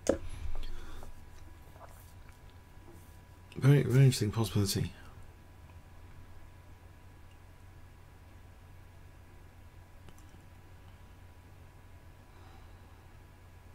Let me just take this. What happens?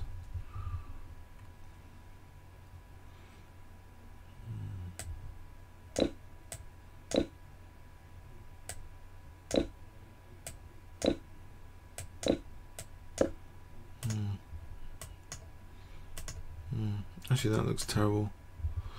That looks like White wants to lose quickly. He's played E takes D5.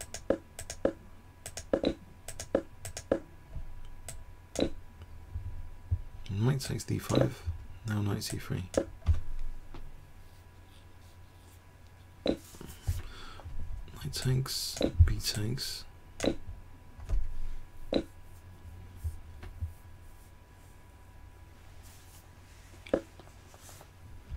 So Black's just playing on this, I think C4 pretty soon. So Queen D3.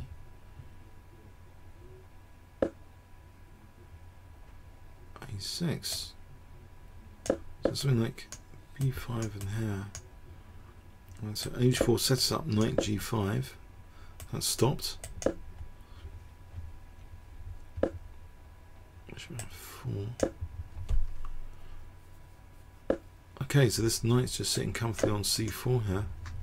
Also, there's Bishop B5 to consider. Bishop B5 here looks interesting.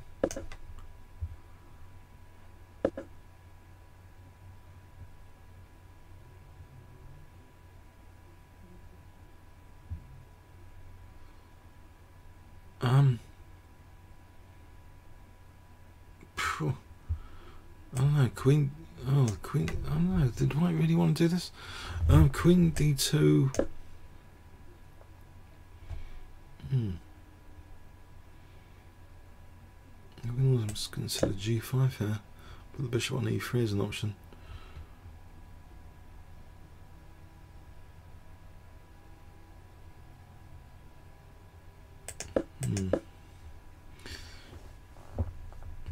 Queen E3 would lose a piece to G5.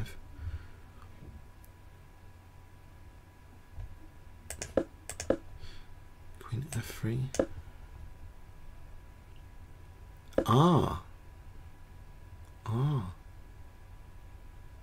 What about, I don't know, what about F, no, it's F6. I think that's a terrible F6. Okay, I was just thinking about Bishop C6 if F6. What about just Knight C4?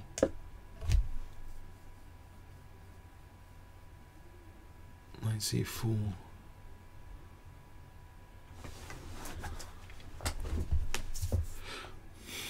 Suppose we lose this pawn. It's a bit of a downside to that.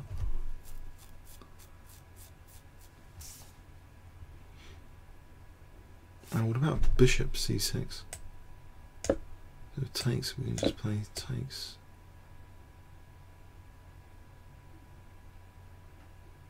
Oh, that's probably a terrible idea. Nah, forget that. Do something about this pawn.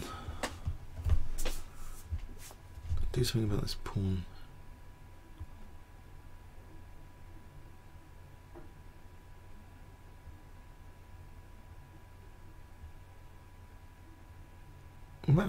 What about just Knight C6 here?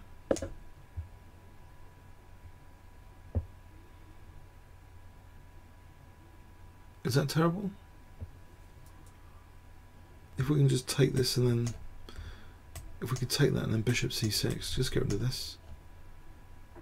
Just Knight C6.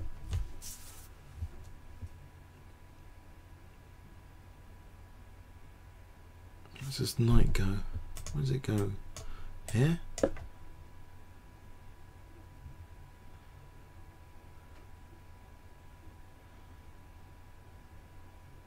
I suppose that is dangerous.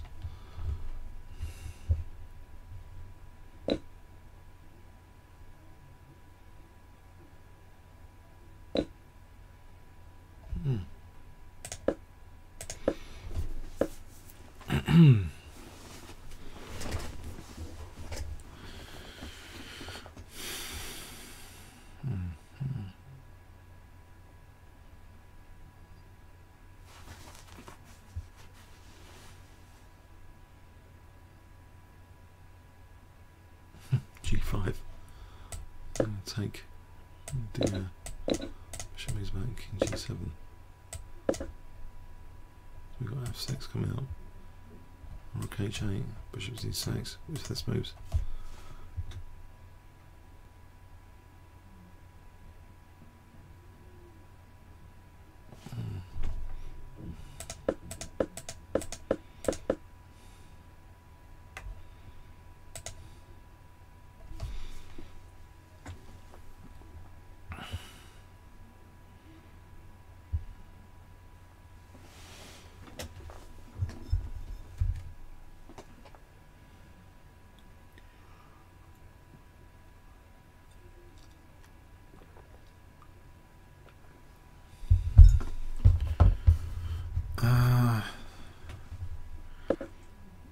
Bishop d6. Alright. Maybe he just wants to take, and then bishop c6 to get this guy, to weaken white's king a bit.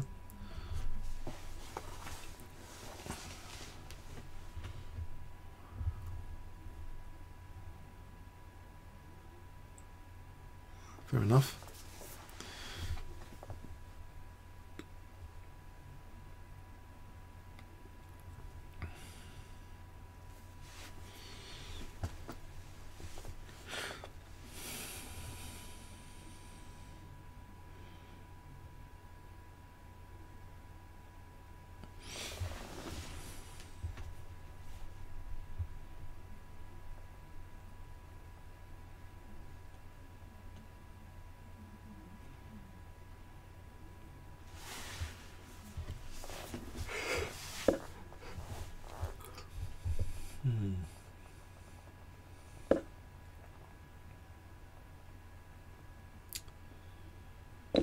Yeah, I think black might be getting the upper hand somehow.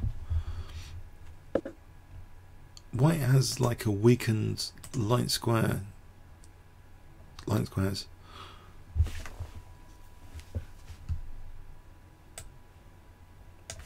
What's happening on the other boards for a moment?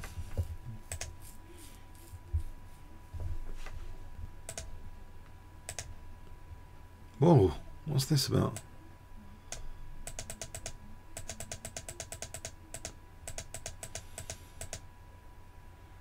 Blimey. Huh. This is crazy, this game. Wow.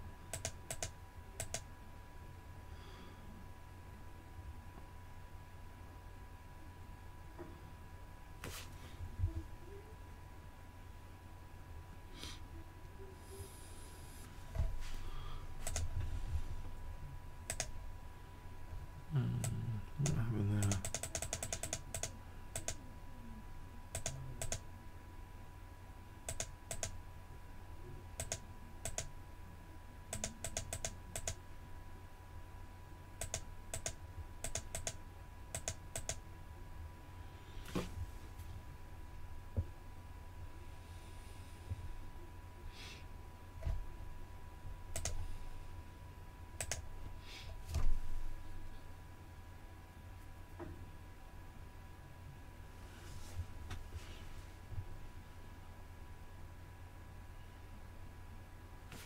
Queen e3, David Polly.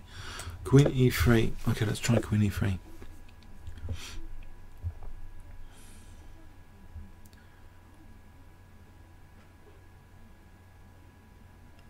Yeah.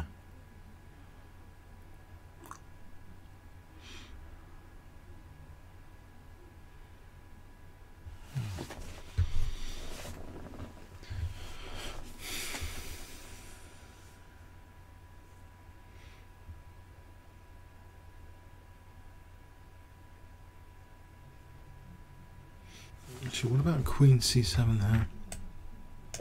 Putting a bit of pressure on her. I suppose rook c1.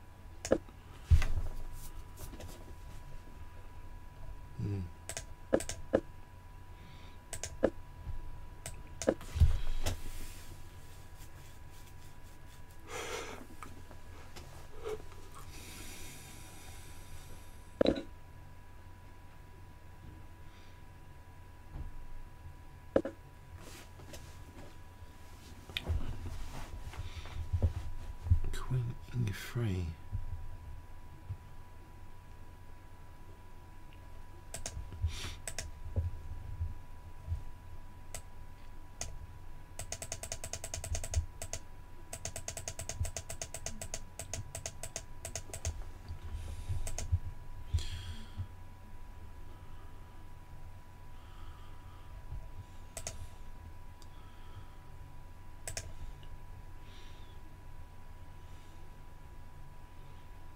Oh man. Oh man, I think black's had it. Huh? Look at this. How does he stop Queen H7 and stuff? That's cruel, isn't it? What's happened there?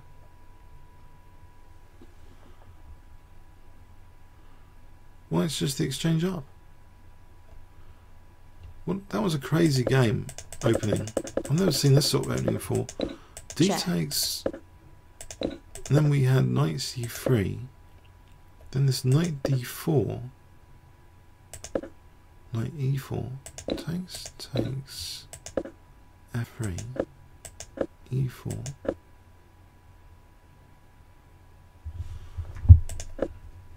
bishop e3. So that's quite a remarkable tactic. I don't think black's already in big trouble here.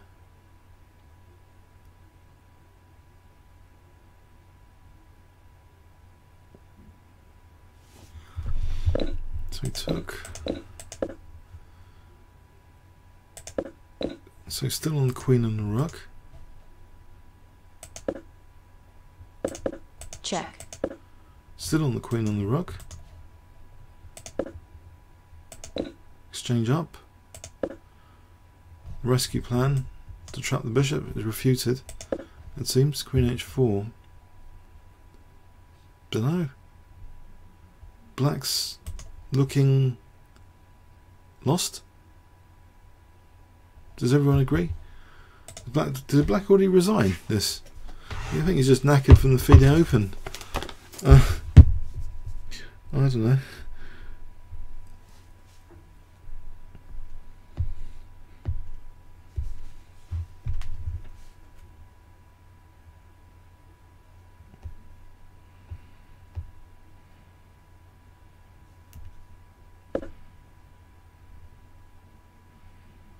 No, we've had a few more moves apparently. And it carries on. Check. There's something magical here going on. Oh, actually, this e3, queen b6, and queen g6. Huh. Wow, queen b6 must be the idea.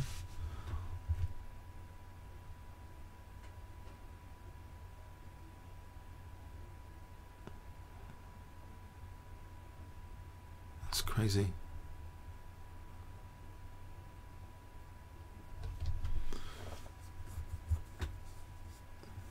No, I think white's just got everything knight d7. Okay, he's leaving the bishop trapped. Now maybe black's doing fine. Maybe black is really doing fine here. Where, you know, we've always got these two moves here to stop the king castling. So queen takes. Check. Just move the king here. Mind you, there's h4.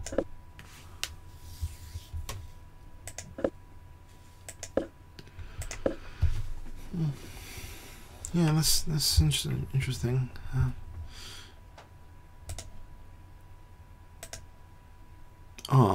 Okay.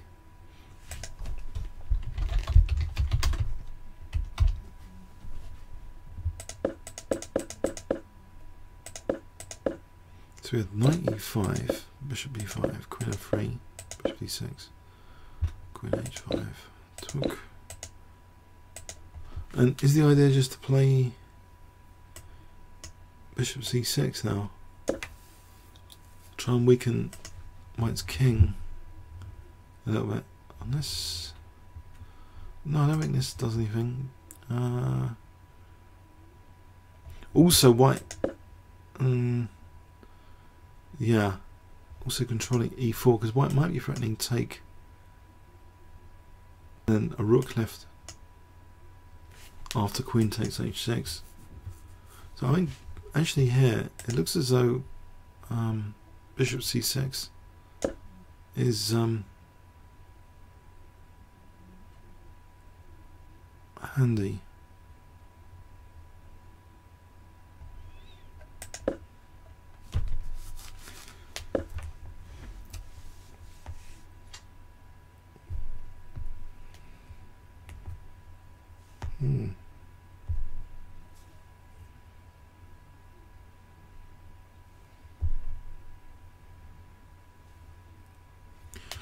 Okay, yeah.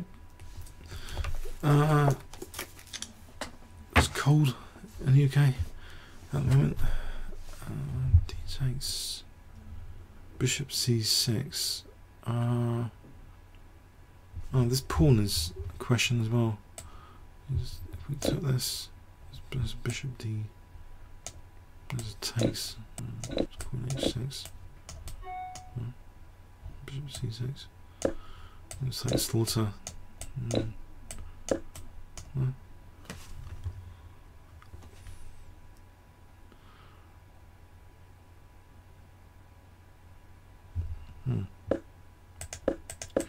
Let's play bishop c6.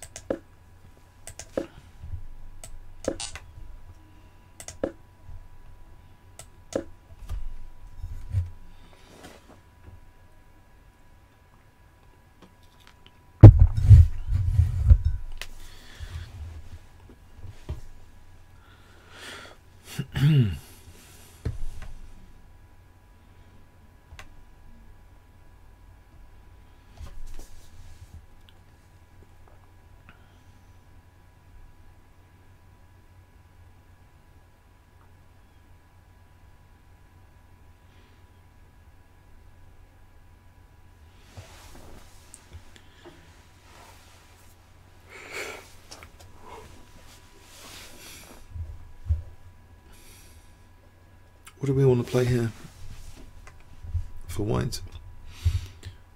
Let's play rook d1. I think the queen needs to hang around on this diagonal. Yeah, queen e7. Because bishop h6, we don't want any queen g5 checks without the queen, you know, not protecting g5.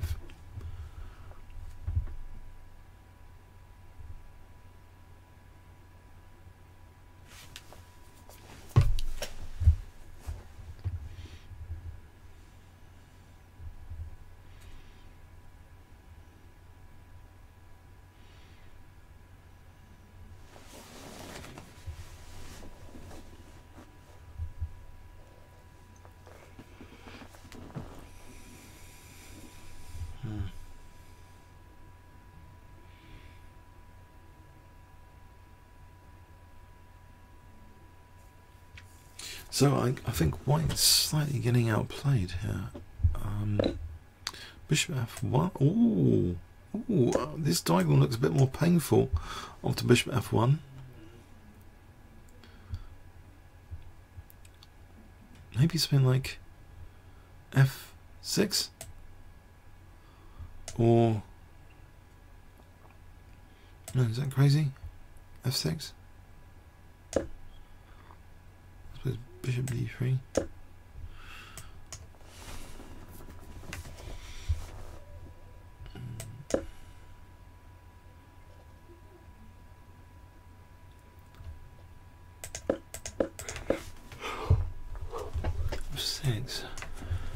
f6 here.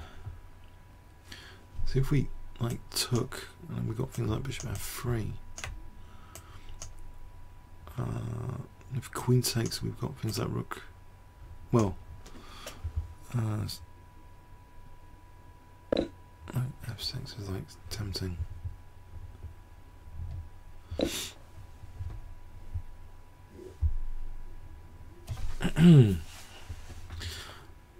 Alternatively, there's a knight. Trying to improve this knight with b5, knight c4.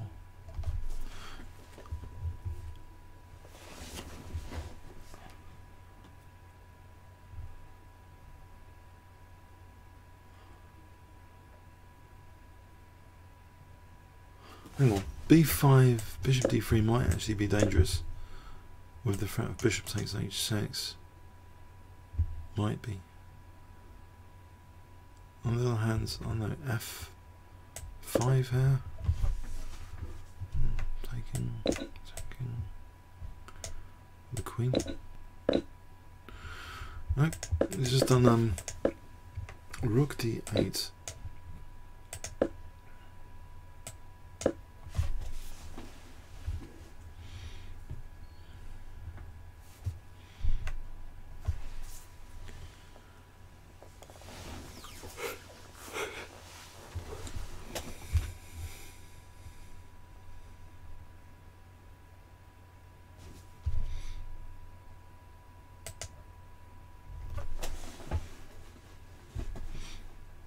If we play bishop d3 here, bishop d3,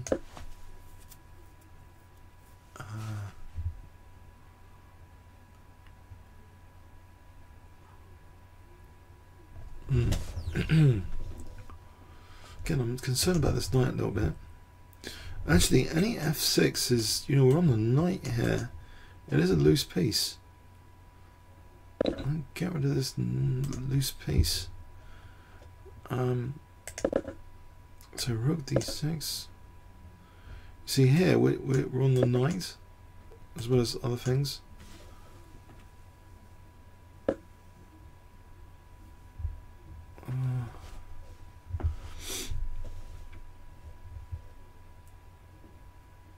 What about knight c4?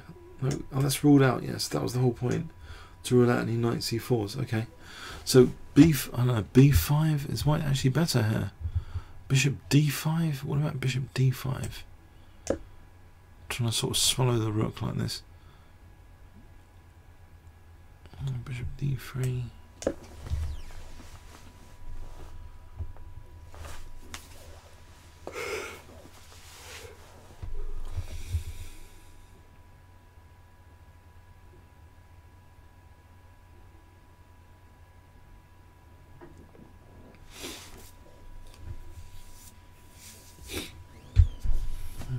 Take care.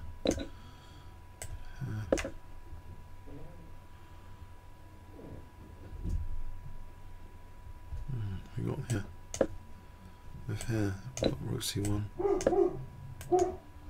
Try and mate on h1. Try and mate on h1.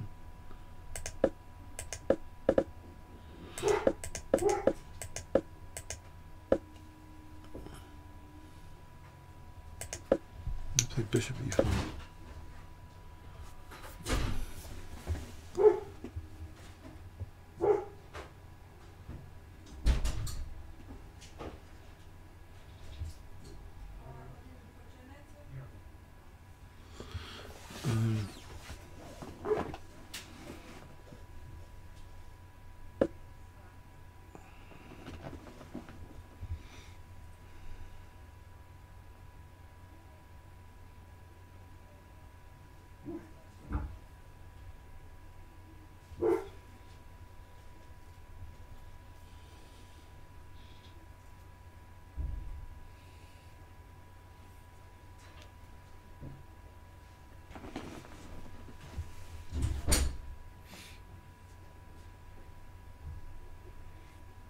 So I think probably he might have been worried about bishop d3. It's ruled out now.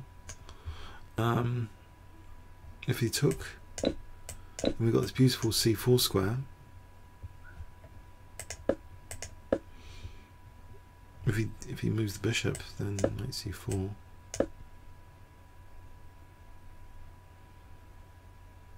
This rook's evicted.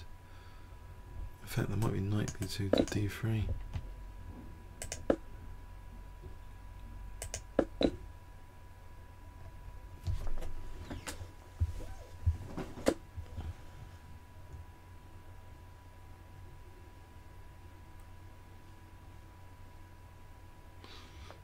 Oh, David probably. I don't think rook takes d6 as a threat.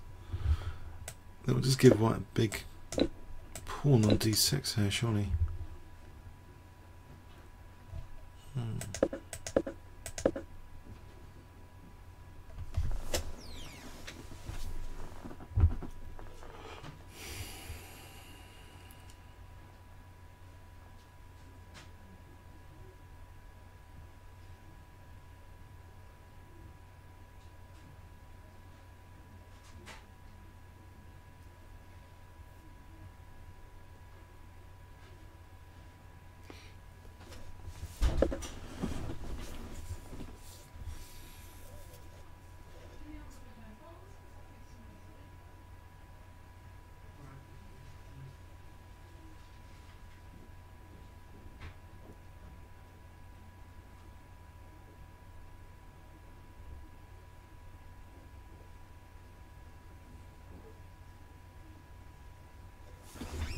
Back in a moment. Sorry, just.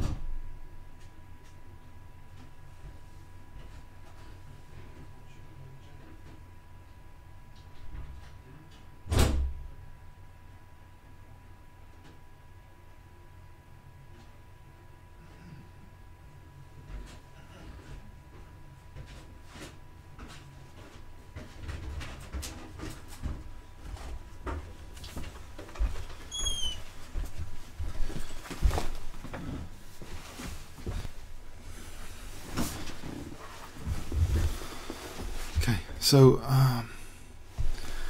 what's happening here? Bishop g2.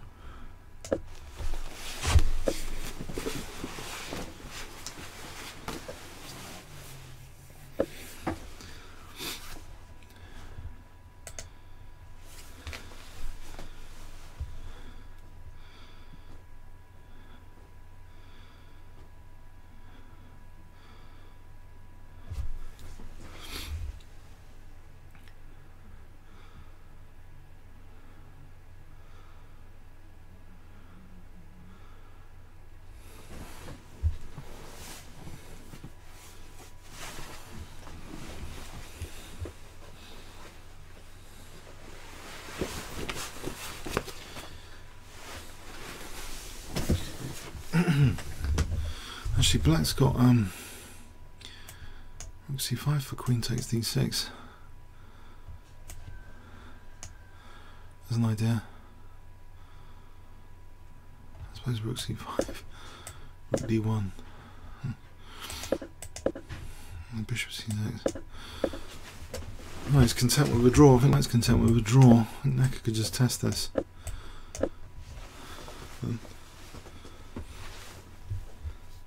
Does white really want to draw? I don't know what happens in the event of draw. Could he just play for a win with the white pieces instead?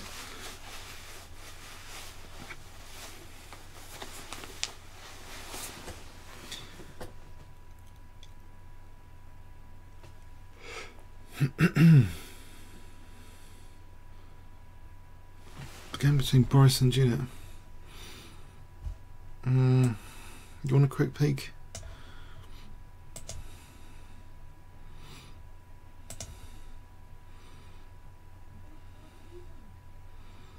Blimey.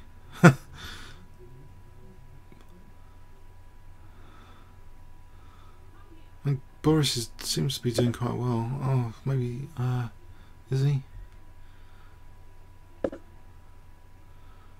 Yeah, I think he might be doing well.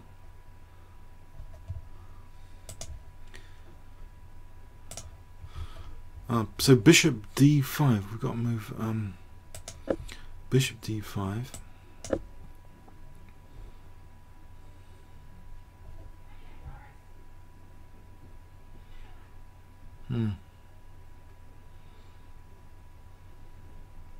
Bishop d3. We could really like threaten bishop takes h6.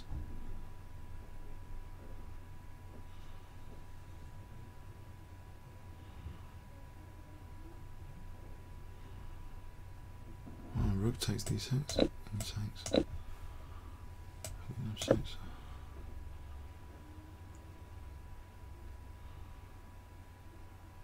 Bishop g5.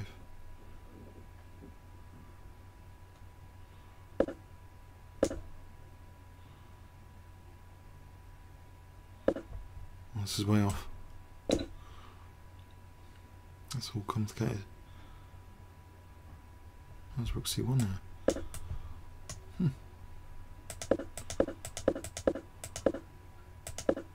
Bishop d3. Bishop h6.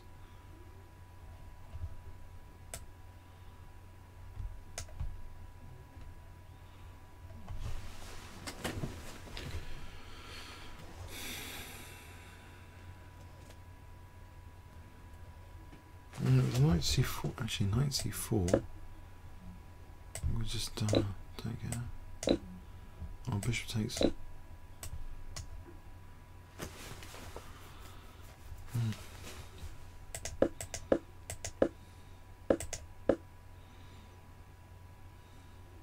Rook takes c3.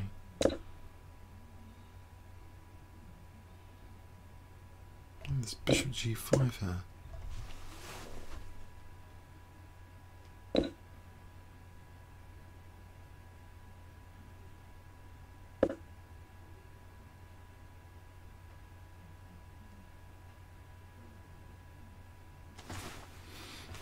It looks as though bishop d3 is interesting. Isn't that interesting? Is this an interesting move? Does anyone agree? Bishop d3 just looks like an interesting move.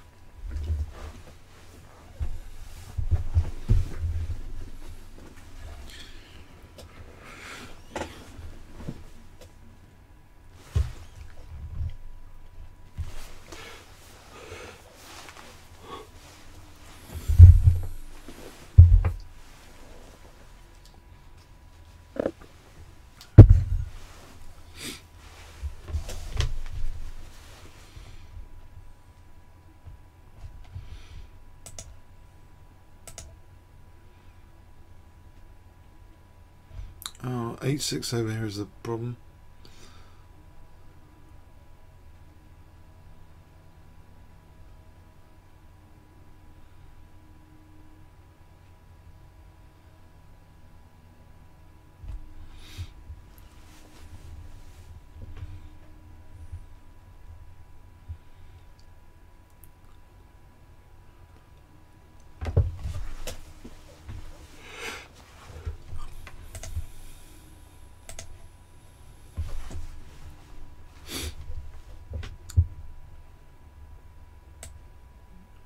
I can't see how bishop d3 is not dangerous.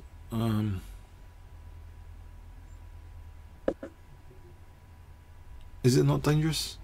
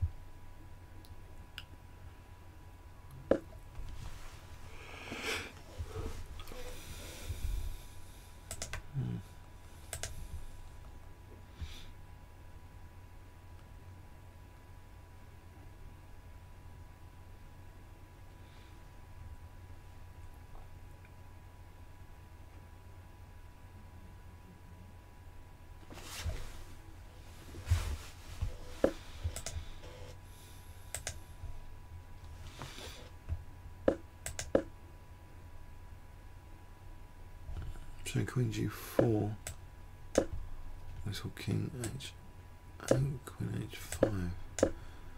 Oh, go on, play bishop d3. What's the matter with bishop d3? Ah, it's threatening this. Bishop takes h6.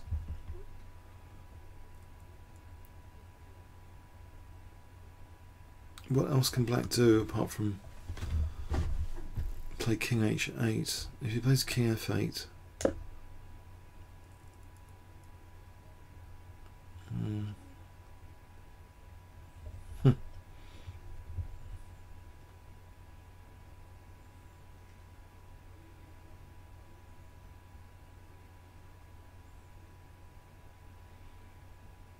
I guess he has played king f8. There's a little trick to bear in mind here, but apart from that, you know, you just take with the potentially a little trick. So queen h5 was played.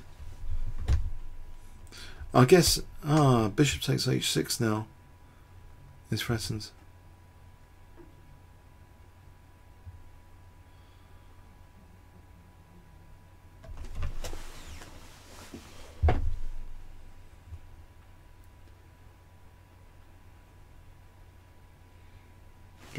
Rook takes d6 here. Rook takes d6. Queen f6.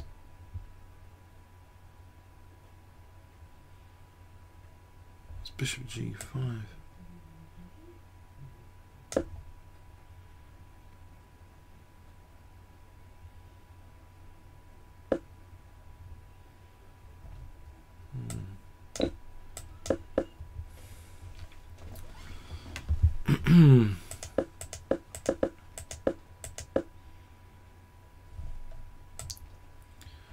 Yeah, bishop g5.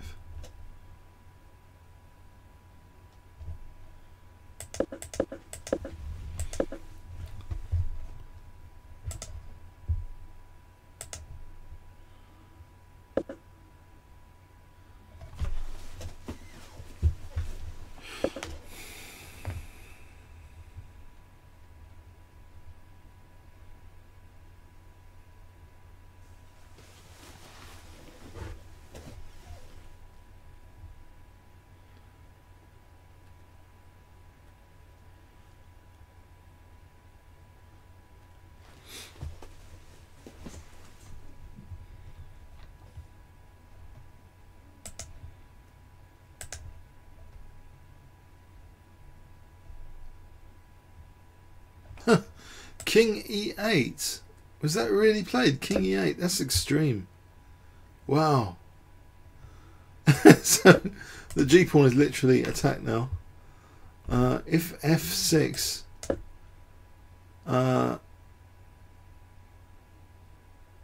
nah, surely not.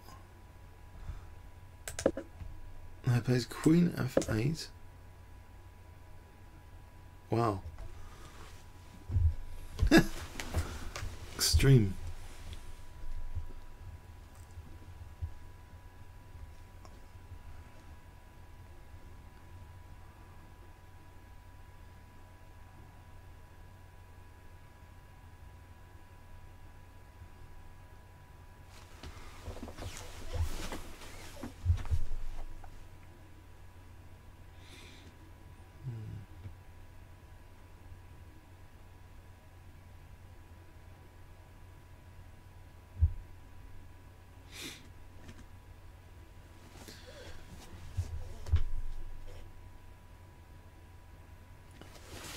I don't know what white does here now.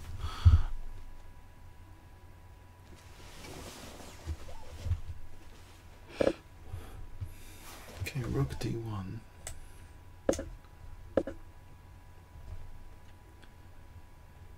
Queen e7? Really? Why can't white just take this pawn?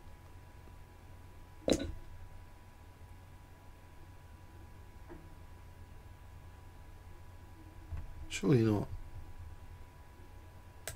Is this a mistake from the relay?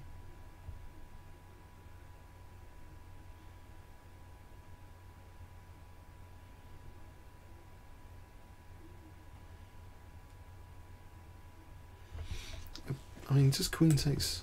No?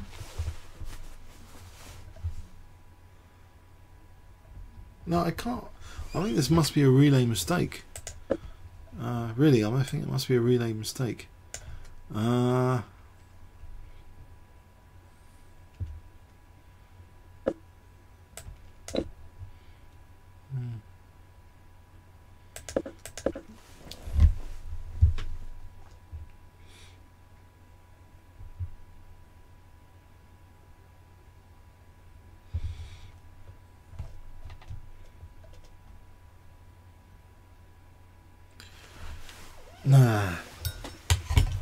Nah, I can't believe this has been played. They're gonna have to back up now. I think this is not right. The sound is really low. I haven't changed the sound settings.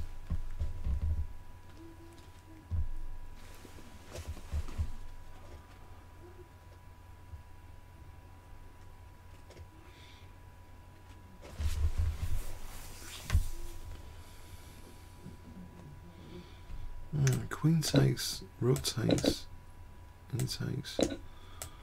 This is not good. Checkmate. It's not good.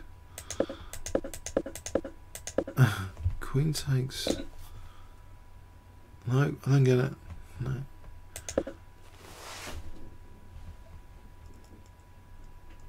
I don't get it. I'm back in a moment.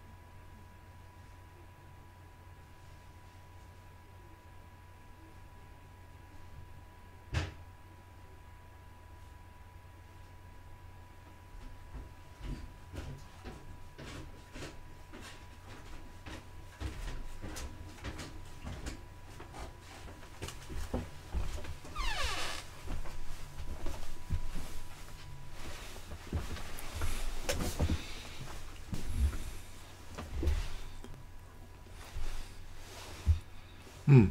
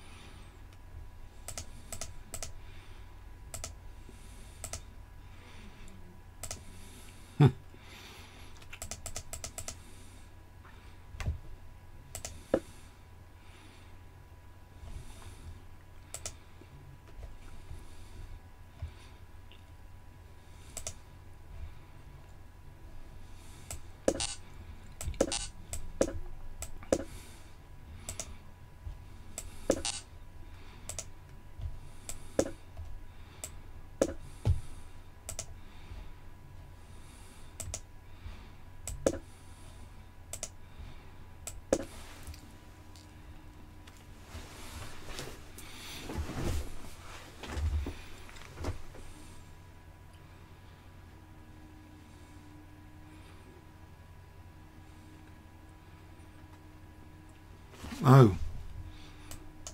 Hmm.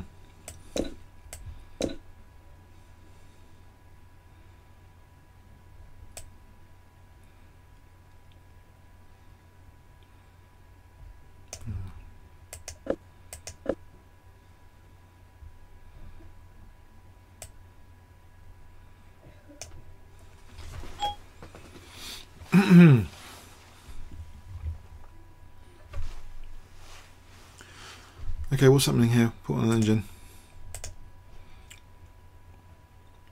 Knight takes c4. Takes.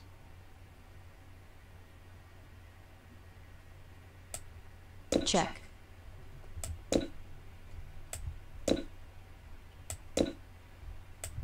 Check. Hmm.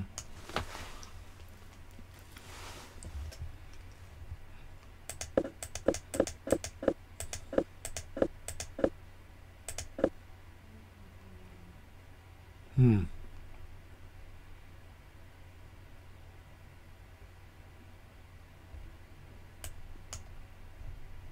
Hmm.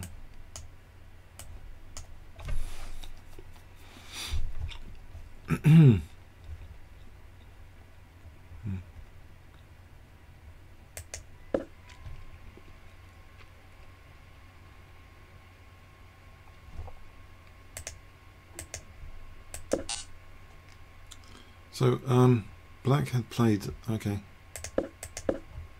So, queen g4, queen f8. C6. What about equal?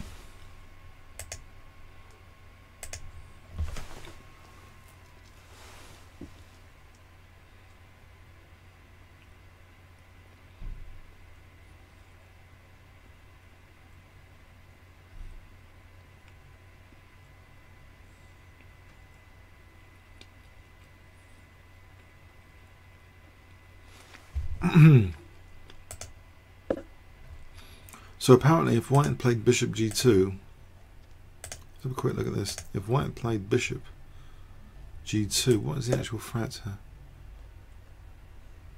It takes, king takes.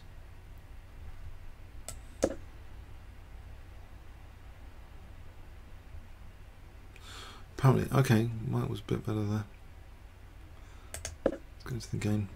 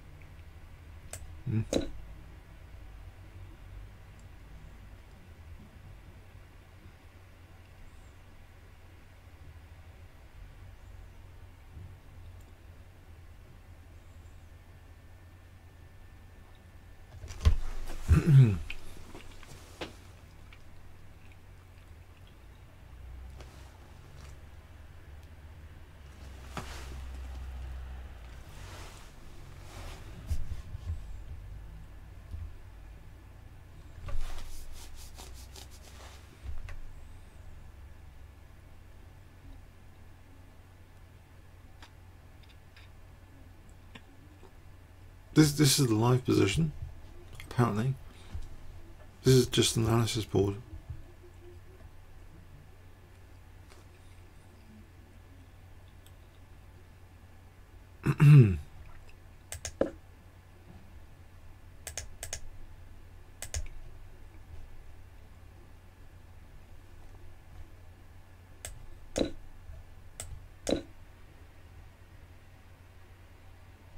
Alright, we're 1 to d5.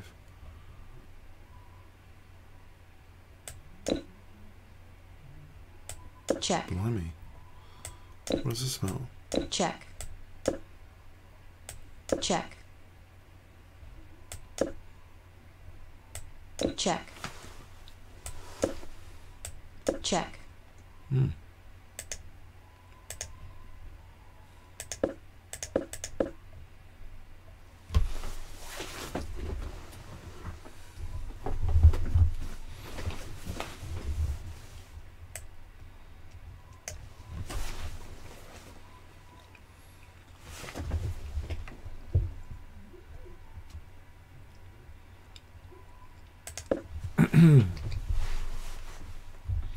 What happens if, okay, if bishop takes c4?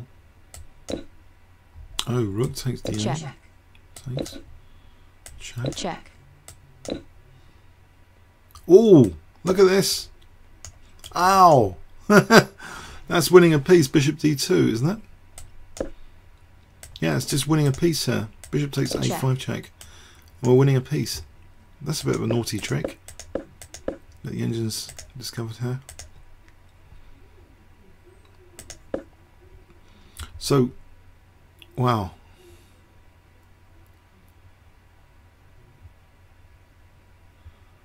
So bishop takes c4 seems to lose to taking, and then later bishop d2 hitting a5 and c4. So I'm not sure there's too many choices here. Knight takes c4 seems forced.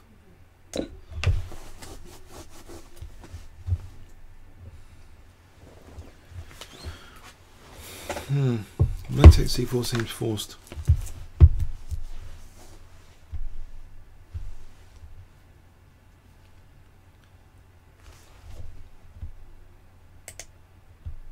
Is the chat still working?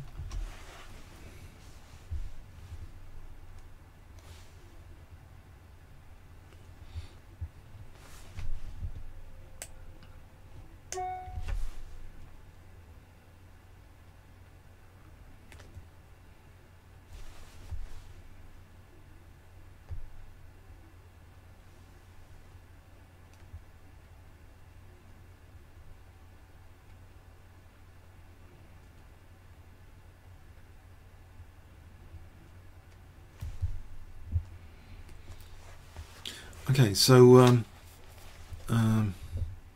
what's happening on the others for a moment? Go up and there's Polgar.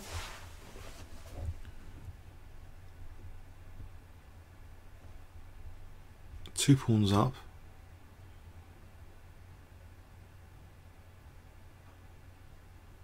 I think there's Grim for black surely. Just rook f4 to keep pressure on f5. And then start moving the pawns on both sides of the board. I wouldn't think this this pawn is going anywhere. Blimey! Oh, Gordon Bennett, what is this?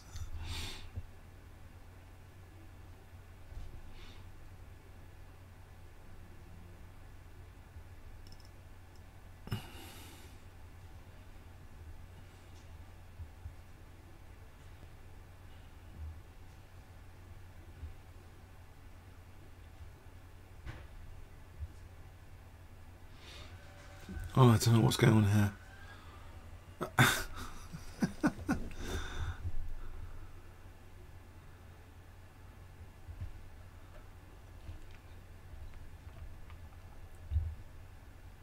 Hang on, this queen takes b7. Queen takes b7.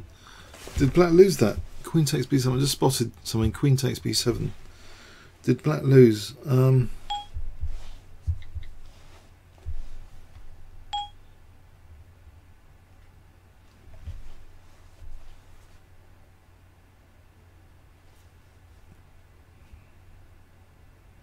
Yes, Caruana won his game.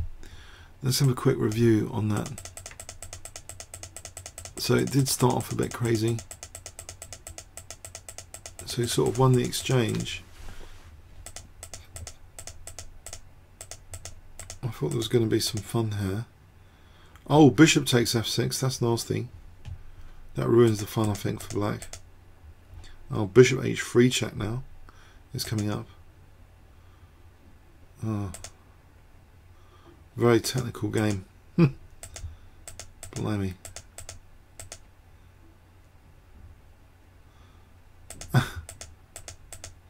There's queen takes b7 check in the final position to win the queen. Nigel Schultz, this game is finished. So what happens here? Let's have a look. So he played a surprise opening, and yeah, very interesting opening. He's got these like good looking knights. What is that? Wow, I think it's for queen g. What? Oh, knight 97 check. 97 check. If queen takes, there's 97.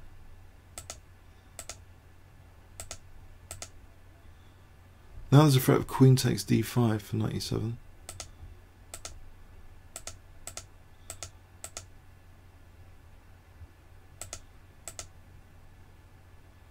And why did black resign there? Oh no, it was a draw. This game was agreed to draw here. Oh, that's a great position to agree a draw. So there's two games in progress at the moment. So I might as well stick with the Nakamura one. That's fascinating.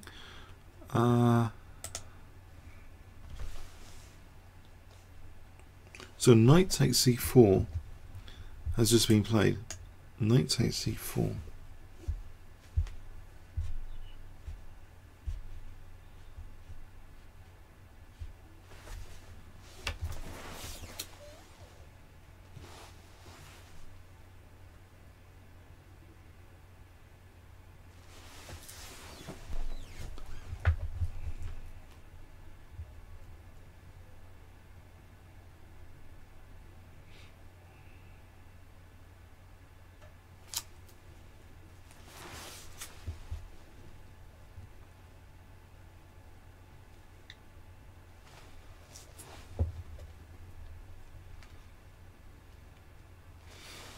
So I think this is a forcing line.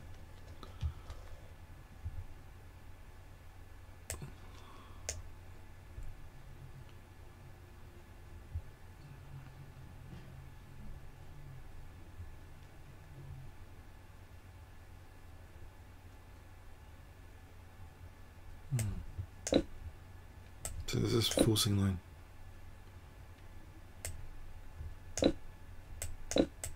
Check. Check. Check.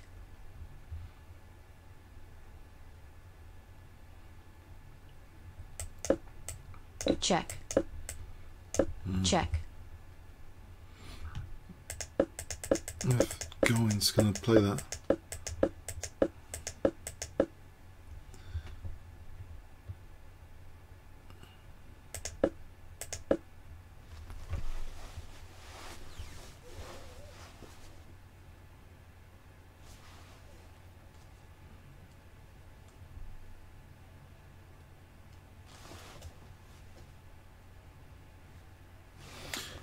Last time I played Garwin was a 5-minute game. It was a draw. It was in a 5-minute tournament organised by the North Circular Chess League. He was worse after the draw. He just blundered, like just accepted. Happy to draw with him. Should have played on for a win, perhaps. That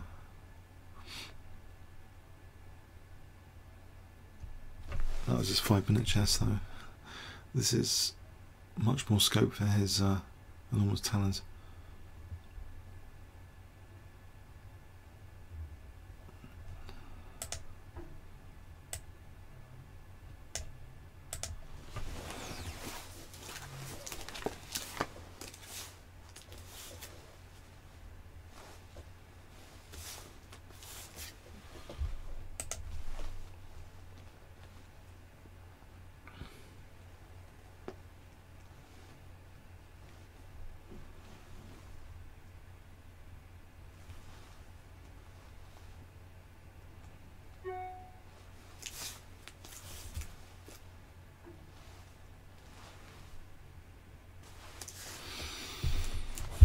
So I think Judith's getting ground down, the other one, if she hasn't resigned already. Get rid of this one. No, which one? Yeah, don't need 2 examiners there.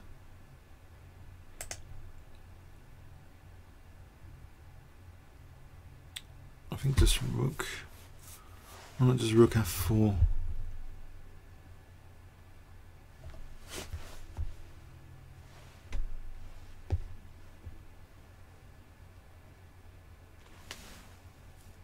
Yeah, she resigned. Judith resigned. Judith resigned here.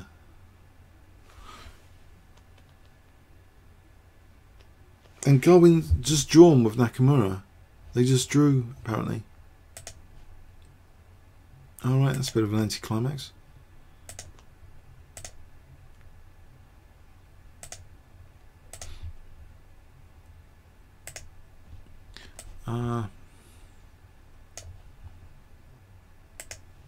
Yeah. Sorry, not much to say.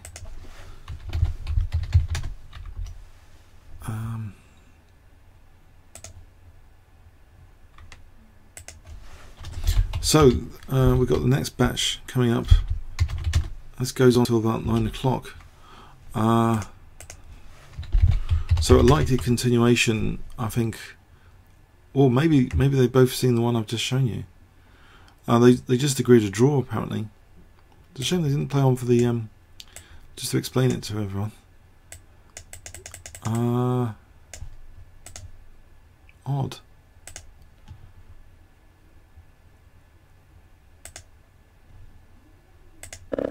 So here, okay, I'll just speculate. You know, this line I've just mentioned. We can't play bishop takes here. I mean, that's ruled out. I mean, they agree to draw, right? But you can't do that because not bishop takes. Can't play bishop takes here because of taking. And apparently bishop d2, so we're hitting the knight, and we've got a loose bishop, so black's losing a piece. So this just totally rules out the bishop takes. But in the game, so we see the knight takes, but there's this forcing sequence: bishop takes here, rook takes, which basically forces this, check, which basically forces takes, check. And if black wants to, you know, play on for a win, then that's going to be tricky with king here. Take. This would be a lot of pawns for the exchange. So I think they just agreed to draw, but it would have been nice to get the actual, you know, game position a bit clearer for the spectators. I don't think this position's any good if black, you know, tries this. I don't think that's any good. Check.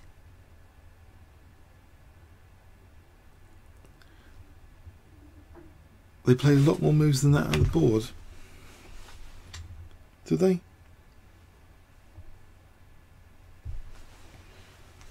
I've only got 32 here on the main site, on the main thing. Let's see what's happening on the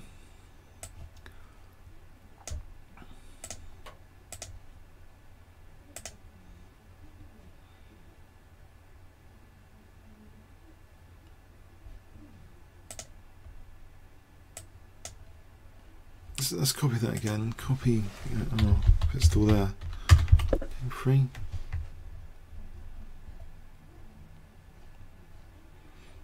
Analyze.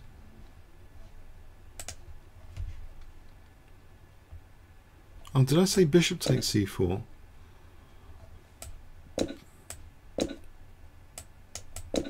Check. Check. Check. This position. If king c8, then check. Alright, is this third pawn being lost? So white would be better here. There's no need for that. Okay. And I don't know if white can do anything else as well.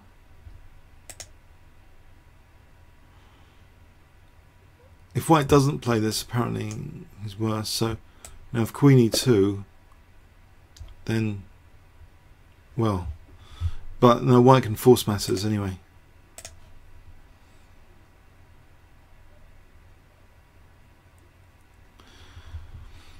So what we're looking forward to now is the next round, which starts when? Is it 5 o'clock? The next pairings, or 6 o'clock? Oh, I think there's an hour break then, until 6 o'clock. So here are the results for this one.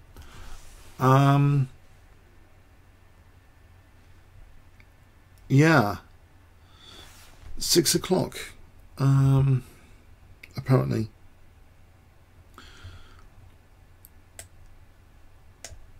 So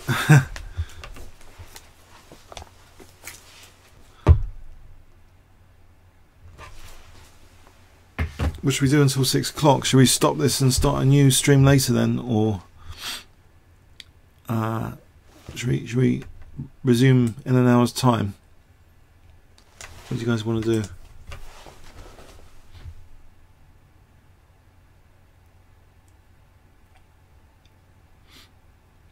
I can set up a new stream for an hour's time, I think. Yeah.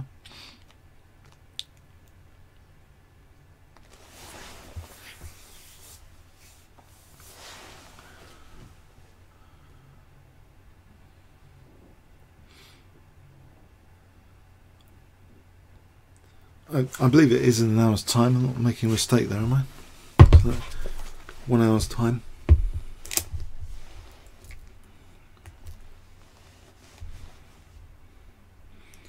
So round 1, groups A and B at 2 o'clock.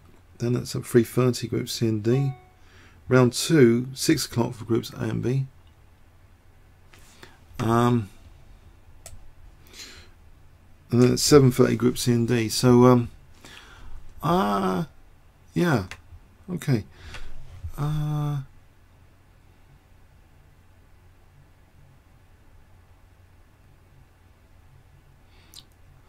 Oh yeah, feed at open games. Yeah, I don't think this is going to be showing the feed at open games though. We're not going to have a view on the feed at open games. So I think I'll start a new stream in an hour's time. So yeah, maybe you guys do what you need to do. Come back if you want. 6 o'clock. I'll see you in a bit. I'm going to stop this and I'll start a new stream for later. Thanks very much. Oh yeah, please remember to like the video. We're up to 21 likes. So yeah, if you like these videos, that's really cool. Thanks very much.